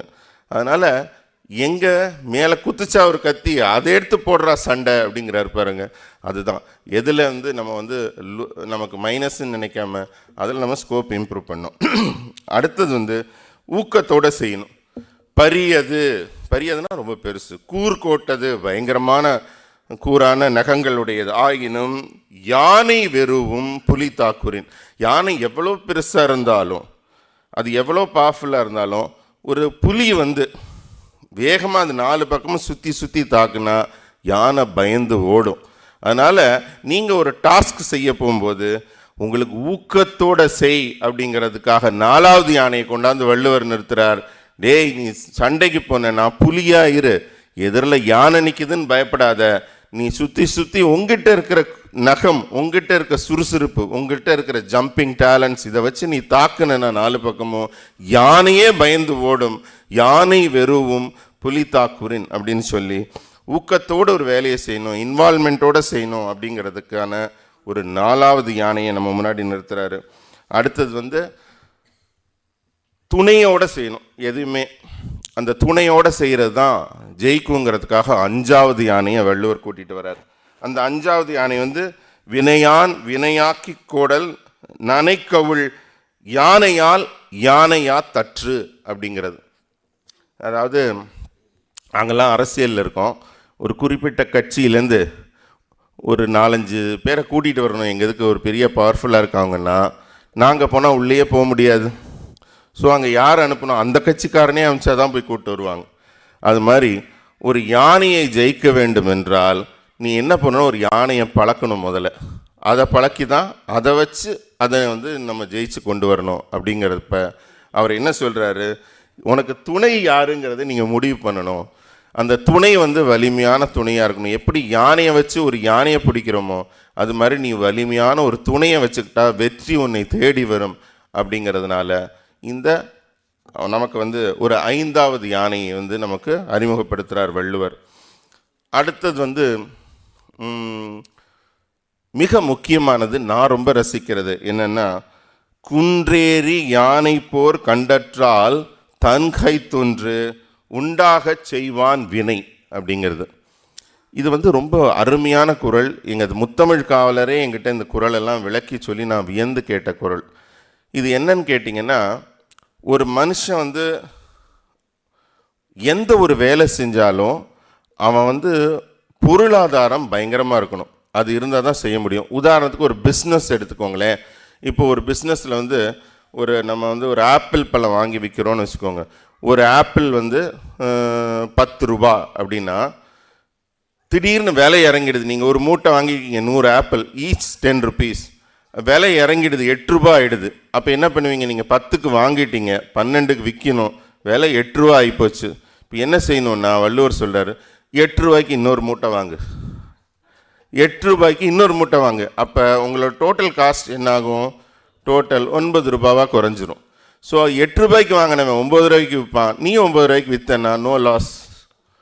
அதனால் குன்றேறி யானை போர் கண்டற்றால் தன் கை தோன்று, கைப்பொருள் நிறைய இருந்துச்சுன்னா நம்மளால் அதை வந்து ஜெயிக்க முடியும். எப்படின்னா யானை சண்டையை பார்த்தீங்கன்னா தரையில் நின்று பார்த்தா அவ்வளோதான், யானை மிதிச்சிரும், மேலே இடிச்சிரும், குத்திரும், அந்த மாதிரி ஆகிடும். அதனால் மேலே ஏறி தான் பார்க்கணும், மலை மேலே ஏறி பார்க்கணும். அது மாதிரி ஒரு வினை, ஒரு செயல், ஒரு வணிகம் செய்யும்போது நீங்கள் வந்து ஒரு மலை மேலே ஏறி நிற்கிற அளவுக்கு உங்களுக்கு பலம் இருக்கணும். அது மாதிரி ஸ்ட்ரென்த் உங்களை நீங்கள் எக்யூப் பண்ணிக்கணும். இது பணத்துக்குன்னு நான் சொன்னது புரியணுங்கிறதுக்காக இந்த ஆப்பிள் பழம் உதாரணம் சொன்னேன். இது பணத்தை விட்டு மனம் கூட நீங்கள் நினச்சிக்கலாம். அந்த அளவுக்கு உங்களுக்கு வில் பவர் நீங்கள் வந்து உயரத்தில் தூக்கி வச்சுக்கிட்டு தான் அங்கே இறங்கணும். அது தாங்க முடியுங்கிறது நமக்கு இருந்தால் தான் அது ஜெயிக்க முடியும். இது 6வது யானை. அப்புறமா 8 யானையில் 7வது யானை ரொம்ப முக்கியமான யானை. மயங்காமல் ஒரு விஷயத்தை செய்யணும். அதாவது நீங்கள் எந்த டாஸ்கில் இருக்கீங்களோ, எதை உங்களத்தில் கவனம் போதோ அந்த கவனம் அதுலேருந்து திரும்பி டிஸ்ட்ராக்ஷன் இருக்கக்கூடாதுங்கிறதுக்கு சொல்கிறாரு. கடா அக்களிரின் மேல் கட்படா மாதர் படா முலை மேல் துகில். இதுக்கு விளக்கம் சொல்கிறது எனக்கு கொஞ்சம் சிரமம். ஆனால் இருந்தாலும் நான் வந்து ஓரளவு சொல்கிறேன், கண்ணியமாக சொல்ல முயற்சிக்கிறேன். அதாவது ஒரு மனிதன் இப்போ ஒரு அரசியல் கட்சி எடுத்துக்கோங்க, ஆர் வணிகம் எடுத்துக்கோங்க, எல்லா இடத்துலையுமே எங்கே ஒரு சினிமா இண்டஸ்ட்ரி, எந்த ஒரு தொழில், எந்த ஒரு முன்னேற்றமும் பார்த்தா ஒரு பெரிய வெற்றியில் வளர்ந்து கொண்டே இருக்கிறவர் எங்கே சிக்கிடுவாங்கன்னா ஒரு பெண் விவகாரத்தில் சிக்கி மாட்டிக்குவாங்க. அதைத்தான் வள்ளுவர் அன்னைக்கே சொல்லியிருக்காரு. என்ன சொல்கிறாங்கன்னா, ஒரு யானையை போய் போர்க்காலத்தில் பார்க்குறமே அதை மந்தகத்தை பார்க்குறப்ப ஒரு பெண்ணோட மார்பு துகில நீ கம்பேர் பண்ணுற யானையோட மண்டையை பார்க்கும்போது உன்னால் எப்படி போர் செய்ய முடியும்? அந்த இடத்துல ஒரு பெண் வருது, நீ நினைக்கிற ஆஹா என்னை கொல்ல வந்த யானை என்னை கொல்லாமல் நிற்கிது, ஆனால் கொல்ற குணமில்லாத அந்த பெண் என்னை கொல்லாமல் கொல்றாளேன்னு நீ கவிதை எழுதுனா நீ எங்கே உருப்பட போகிற? அதுக்கப்புறம் உன்னால் அந்த டாஸ்க் செய்ய முடியாது அப்படின்னு அவர் தெளிவாக சொல்கிறார். டேய் மயங்காதரா, வந்த வேலையை பாரு, அந்த வேலையை முடிச்சுட்டு போ அப்படிங்கிறாரு. அதனால் ஃபோக்கஸ்டாக இரு அப்படிங்கிறதுக்கு இதை விட சிறந்த உதாரணம் யானையை வச்சு அவர் சொல்லியிருக்காரு. 8வது வந்து கலங்காமல் செய்யணும். எந்த ஒரு விஷயத்தையும் கலங்காமல் செய்யணுங்கிறதுக்காக 8வது சிதைவிடத்து ஒல்கார் உறவோர் புதையம்பிர் பட்டுப்படுன்றும் களிறு அப்படிங்கிறது ரொம்ப அருமையான குறள். இது வந்து அழகாக நம்ம உதாரணம் சொல்லணுன்னா, அந்த வடிவேலு ஒரு படத்தில் வந்து நிறைய அடி வாங்கிட்டே இருப்பார். அடி வாங்கிட்டு இன்னுமா நம்மளை எல்லாரும் நம்புகிறாங்க அப்படிம்பார். அப்புறம் இன்னொருத்தர் அடித்தான்னு சொல்லுவாங்க, அது போன வாரம் இது இந்த வாரம் அப்படிம்பாங்கல்ல. அந்த மாதிரி எது அவமானம் நடந்தாலும், எது நமக்கு நம்மளை வந்து உற்சாகத்தை குறைக்க நடந்தாலும் அதெல்லாம் கவலைப்படக்கூடாது. நம்மளுடைய தன்னம்பிக்கை குறையாம, நகைச்சுவைக்காக சொன்னேன், அவர் ரொம்ப சீரியஸாக சொல்லியிருக்கார். என்ன சொல்லியிருக்காருன்னா, ஒரு யானை மேலே எல்லாரும் சுற்றி இருந்து ஒரு 30, 40, 50 உடம்பை குத்தி கிழிச்சு ரத்தம் வந்தாலும் அந்த யானை வந்து தள்ளாடி நடக்காதான். அந்த கம்பீரம் குறையாமல் அதே வேகத்தில் நடக்குமா, எத்தனை அம்பு குத்துனாலும். அந்த மாதிரி நம்ம மேலே எத்தனை தாக்குதல் வந்தாலும் அந்த தாக்குதல் பற்றி கவலைப்படக்கூடாது. இது வந்து மற்ற இதில் எவ்வளோ பொருந்துமோ வணிகத்துக்கும் அரசியலுக்கும் ரொம்ப பொருந்தும். ஏன்னா அங்கே ஒரு மனுஷனை வந்து பேசி பேசி பேசியே ஒன்றும் இல்லாமல் ஆக்கிடுவாங்க. அதனால் அவரை வந்து நிறைய உளர வைப்பாங்க, நிறைய அவர் கோவம் மூட்டுவாங்க. அது மாதிரி தாக்குதல்கள்னாலேயே ஒரு மனுஷனை அழிச்சிடுவாங்க வெறும் வாய் சொல்களால். அந்த மாதிரியெல்லாம் நீங்கள் வந்து இல்லாமல் உன் கம்பீரம் விடாமல், எத்தனை பேர் உன்னை எத்தனை திசையிலேருந்து தாக்குனாலும் உன்னுடைய கம்பீரத்தை வந்து நீ கைவிடாமல் இருக்கணும் அப்படின்னு வள்ளுவர் நிறுத்தின 8வது யானை வந்து ரொம்ப முக்கியமான யானை. தெம்போடு இருக்கணும், ஃபோக்கஸ்டாக இருக்கணும்னு. இதே மாதிரி குறளில் வந்து நீங்கள் அப்படியே மூழ்கிட்டே போனீங்கன்னு வச்சுக்கோங்களேன், கரையே கிடையாது. அதாவது நான் வந்து ரொம்ப சுருக்கமாக சொல்லணுன்னா, நான் வழக்கமாக சொல்லுவேன், நம்ம படிக்க படிக்க, நான் எதுக்காக சொல்கிறேன்னு, நீங்கள்லாம் நிறைய பேர் இருக்கீங்க, இளைஞர்கள்லாம் இருக்கீங்க, குழந்தைகள் கூட வந்திருக்காங்க, ரொம்ப மகிழ்ச்சியாக இருக்குது. நான் அவங்களுக்கெல்லாம் சொல்லணும்னு நினைக்கிறேன். அதாவது ஒரு கவிஞர், ஒரு புலவர், அவங்க என்னன்னு யோசித்து எழுதுனாங்களோ அதை விட ஜாஸ்தி கூட நம்மளால் பொருள் எடுக்க முடியும். ஒரு உதாரணத்துக்கு இன்றைக்கி நான் பேசினப்போ கூட சொன்னேன், நான் படிக்கும்போது ஒரு விஷயம் தோணுச்சு. அதாவது சொல்லுக சொல்லிற் பயனுடைய ஒரு குறள், சொல்ல இருக்க சொல்லிற் பயனில்லாத சொல். இது நீங்கள் யோசித்து பார்த்தீங்கன்னா, நீங்கள் அந்த காலத்து மடக்குறவர் உரையிலேருந்து இன்றைக்கி இருக்கிற மூவா உரையிலேருந்து மூக்கா உரையிலேருந்து சோழமன் பாப்பை வரைக்கும் பார்த்தீங்கன்னா பயனுள்ள சொற்களை பேச வேண்டும். அடுத்த வரின்னா பயனில்லாத சொற்களை பேசக்கூடாது. இதுக்கு என்ன வித்தியாசம்? ரெண்டும் ஒன்று தான். அப்போ வந்து ஒரு இதை வந்து ஒரு அஃபர்மேட்டிவாக ஒன்று, நெகட்டிவாக ஒன்று, ஆக்டிவ் வாய்ஸில் ஒன்று, பேசிவ் வாய்ஸில் ஒன்று, அவ்வளோ மொக்கையாவா வள்ளுவர் எழுதியிருப்பார்? எழுதியிருக்க மாட்டார்ல. கூறியது கூறல் ஒரு குற்றம் தானே கவிதை நயத்தில். அப்போ ஒரே விஷயத்தை 2 இதில் ஏன் சொல்ல போகிறாரு அப்படின்னு யோசித்து பார்த்தா, எல்லாருமே என்ன சப்ஜெக்டாக எடுத்துட்டாங்கன்னா, சொல்லுங்கிறத சப்ஜெக்டாக எடுத்துட்டாங்க. அதாவது பயனுள்ளதாக பேசணும் அப்படிங்கிறத சப்ஜெக்டாக எடுத்துட்டாங்க. அதனால் சொல்லுக சொல்லிற் பயனுடையங்கிறது அந்த பயனை சப்ஜெக்டாக எடுத்துகிட்டு பிடிக்கிறாங்க. நான் என்ன யோசிச்சேன்னா, இதில் கொஞ்சம் மாற்றி யோசிச்சோன்னு வச்சுக்கோங்க. வள்ளுவர் அப்படி எழுதினாரான்னு தெரியாது, ஆனால் அதையே அட்வைஸ் அப்படின்னு யோசிச்சிங்கன்னு வச்சுக்கோங்க. சொல்லுக, நீங்கள் யாருக்காவது அட்வைஸ் பண்ணால் சொன்ன ஆள் அதை கேட்குறான்னு வச்சுக்கோங்க, ஐயோ ராஜாண்ணே சொல்லிட்டாரு, அது நம்ம கேட்டுக்குவோம் அப்படின்னு மரியாதை கொடுத்து கேட்டால் சொன்னவருக்கும் பயனுண்டு, கேட்குறவனுக்கும் பயனுண்டு. அப்போ அந்த அட்வைஸை நீங்கள் சொல்லுங்கள்.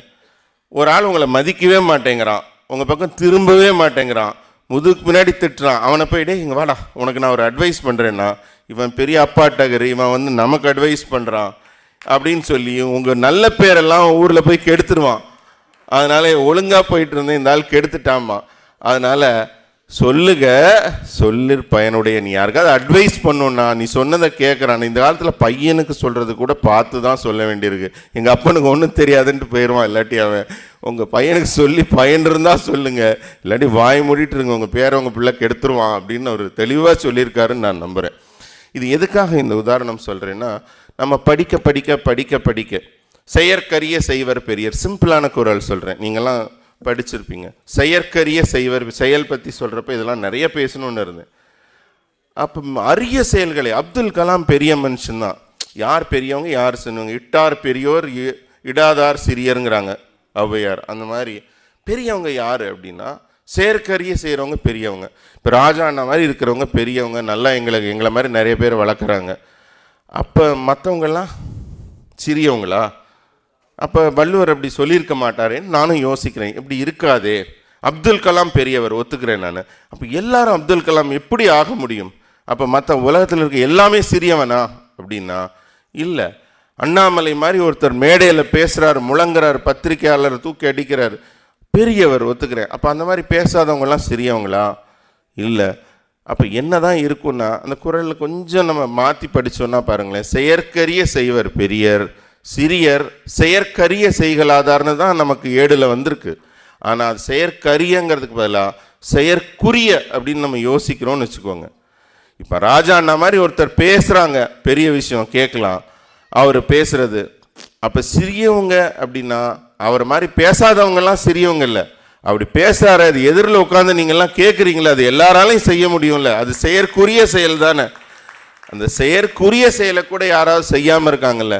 அண்ணாமலை மாதிரி ஒருத்தர் பேசுகிறாரு, எல்லாரையும் பேச முடியாது, ஆனால் எல்லாராலையும் கேட்க முடியும்ல, அதை கூட செய்யாமல் நம்ம வேறு ஏதாவது சினிமாவுக்கு போகிறதோ ட்ராமாவுக்கு போகிறதோ டான்ஸ் பார்க்குறதோ தப்புங்கிறாரு அப்படின்னு ஒரு பொருள் நம்மளா கற்பனையில் நம்ம எடுக்கலாம். அப்படி யோசிச்சுட்டே போனால் குறள்ங்கிறது வந்து, என் ஃப்ரெண்டு யாரோ ஒருத்தர் சொன்னாருனால ஹாஃபு குவார்ட்ரு ஃபுல்லு மாதிரி போதை கொடுத்துட்டே இருக்கும், என்ஜாய் பண்ணிக்கிட்டே போகலாம். படிக்க படிக்க இலக்கியத்தில் வர போதை வந்து வேறு எங்கேயுமே கிடைக்காது. ஒரு அற்புதமான நூல் திருக்குறள்.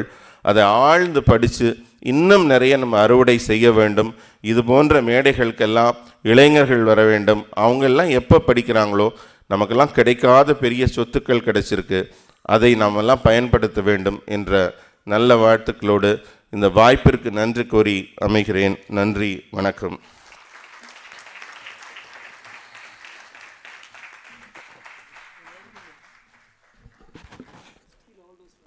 ஸ்ரீகாந்த்ஜி அருமையாக பேசினார், செயல்திறனை பற்றி பேசினார். அதை வள்ளுவர் அந்த 8 யானையை உபயோகித்து எப்படி ஒப்பனை பண்ணி எழுதியிருக்காருன்றதை ரொம்ப தெளிவாக சொன்னார். இப்போது வந்திருக்கிற சில பேரை நாம் அறிமுகப்படுத்தினோம். Thiru Vellaikannu, state coordinator, BJP Tamil Nadu cell, Delhi. அவர் ஒரு ஷால்வை அணிவிற்க வர்றாரு திரு ராஜா அவர்களுக்கு. அதுபோல் திருமதி சபிதா போஜன் வந்திருக்காங்க. அவங்க இண்டிபெண்ட் டைரக்டர், ஹவுசிங் டெவலப்மெண்ட், ஊட்டியிலேருந்து வந்திருக்காங்க. அவங்களுக்கும் நன்றி.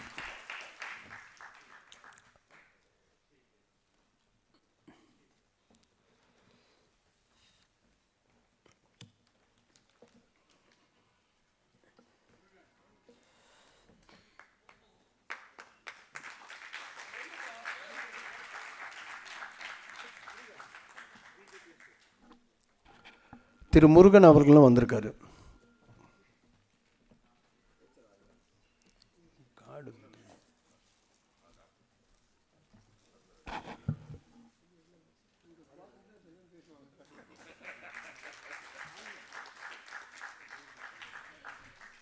சார் எல்லாரும் வராங்கன்னா ஒரு 2 நிமிஷம் இருந்தால் முடிச்சிடலாம்.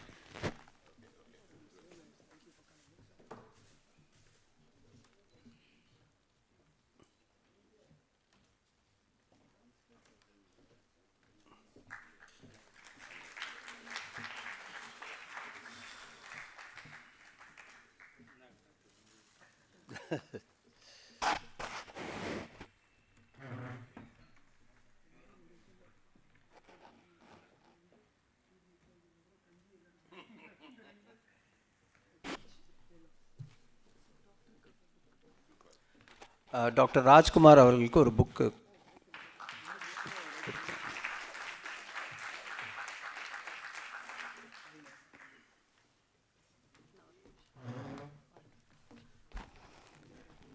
தமிழ் எனது தாய்மொழி அல்ல என்றிருந்தாலுமே கூட மலைப்பகுதியிலே மலைமகளாய் ஒரு பழங்குடி மொழி பேசக்கூடிய என்னால் தமிழை உயிராக உடலாக உணர முடிந்ததற்கு மிக முக்கிய காரணம் சங்க இலக்கியங்கள். ராஜ்குமார் அவர்கள், டாக்டர் அவர்கள் பேசும்பொழுதுதான் கற்றது கையளவு என்பதனை மேலும் உணர்ந்து கொண்டேன். மிக அழகாக, தெளிவாக, தீர்க்கமாக அறிஞர்கள் பேசுவதை கேட்கும் பொழுது நமது கடமை இன்னும் தொடங்கவே இல்லை என்ற உணர்வு ஏற்படுகின்றது. அத்தனை பேருக்கும் எனது மனமார்ந்த வாழ்த்துக்களை சொல்லிக்கொள்வதோடு அல்லாமல் இந்த தேசத்தினுடைய தலைநகரிலே தமிழ் மிக அழகாக விளங்கி வருகின்றது. அது மேலும் மேலும் விளங்க வேண்டும் என்பதனை எனது வாழ்த்துக்களோடு வாழ்த்தி மகிழ்கிறேன். நன்றி.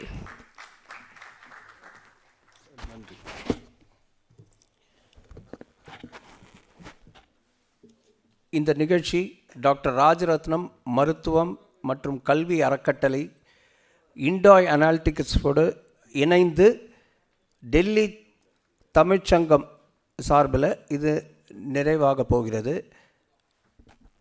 இதில் பார்த்திங்கன்னா பேசின அத்தனை பேரும் வேறு வேறு விஷயம், ஒரே திருக்குறளை பற்றி வேறு வேறு விஷயம் பேசினாங்க. ஆனால் நான் உட்பட எல்லாருமே எழுதி வச்சுக்கிட்டு தான் வந்து பேசணும். ஆனால் அருமையாக பேசினாங்க. எல்லாம் பேசினவங்க அத்தனை பேரும், திரு ராஜ்குமார், திரு ஸ்ரீகாந்த் கருணேஷ், அவர் வந்து நான் அவ்வளோ பெரிய ஆள் இல்லை, அவ்வளோ நல்லா பேச மாட்டேன்னு சொல்லி ரவீந்திரன் அருமையாக பேசினார்.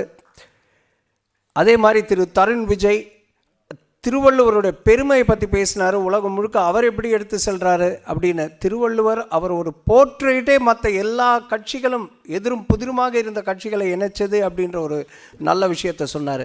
இதற்கெல்லாம் மேலே இதில் நம்ம ரொம்ப ஒரு பெரிய விஷயமாக சொல்லணும் அப்படின்னா, எந்த ஒரு முன்னேற்பாடும் இல்லாமல் திரு ராஜா அவர்களை நாங்கள் கடைசி நிமிஷத்தில் நீங்கள் வந்து தலைமை தாங்கணும்னு சொன்னால் அவர் அருமையான ஒரு சிறிய விஷயமாக சொன்னாலும் அதை அருமையாக மிக மிக மிக நாசுக்காக சொன்னார்.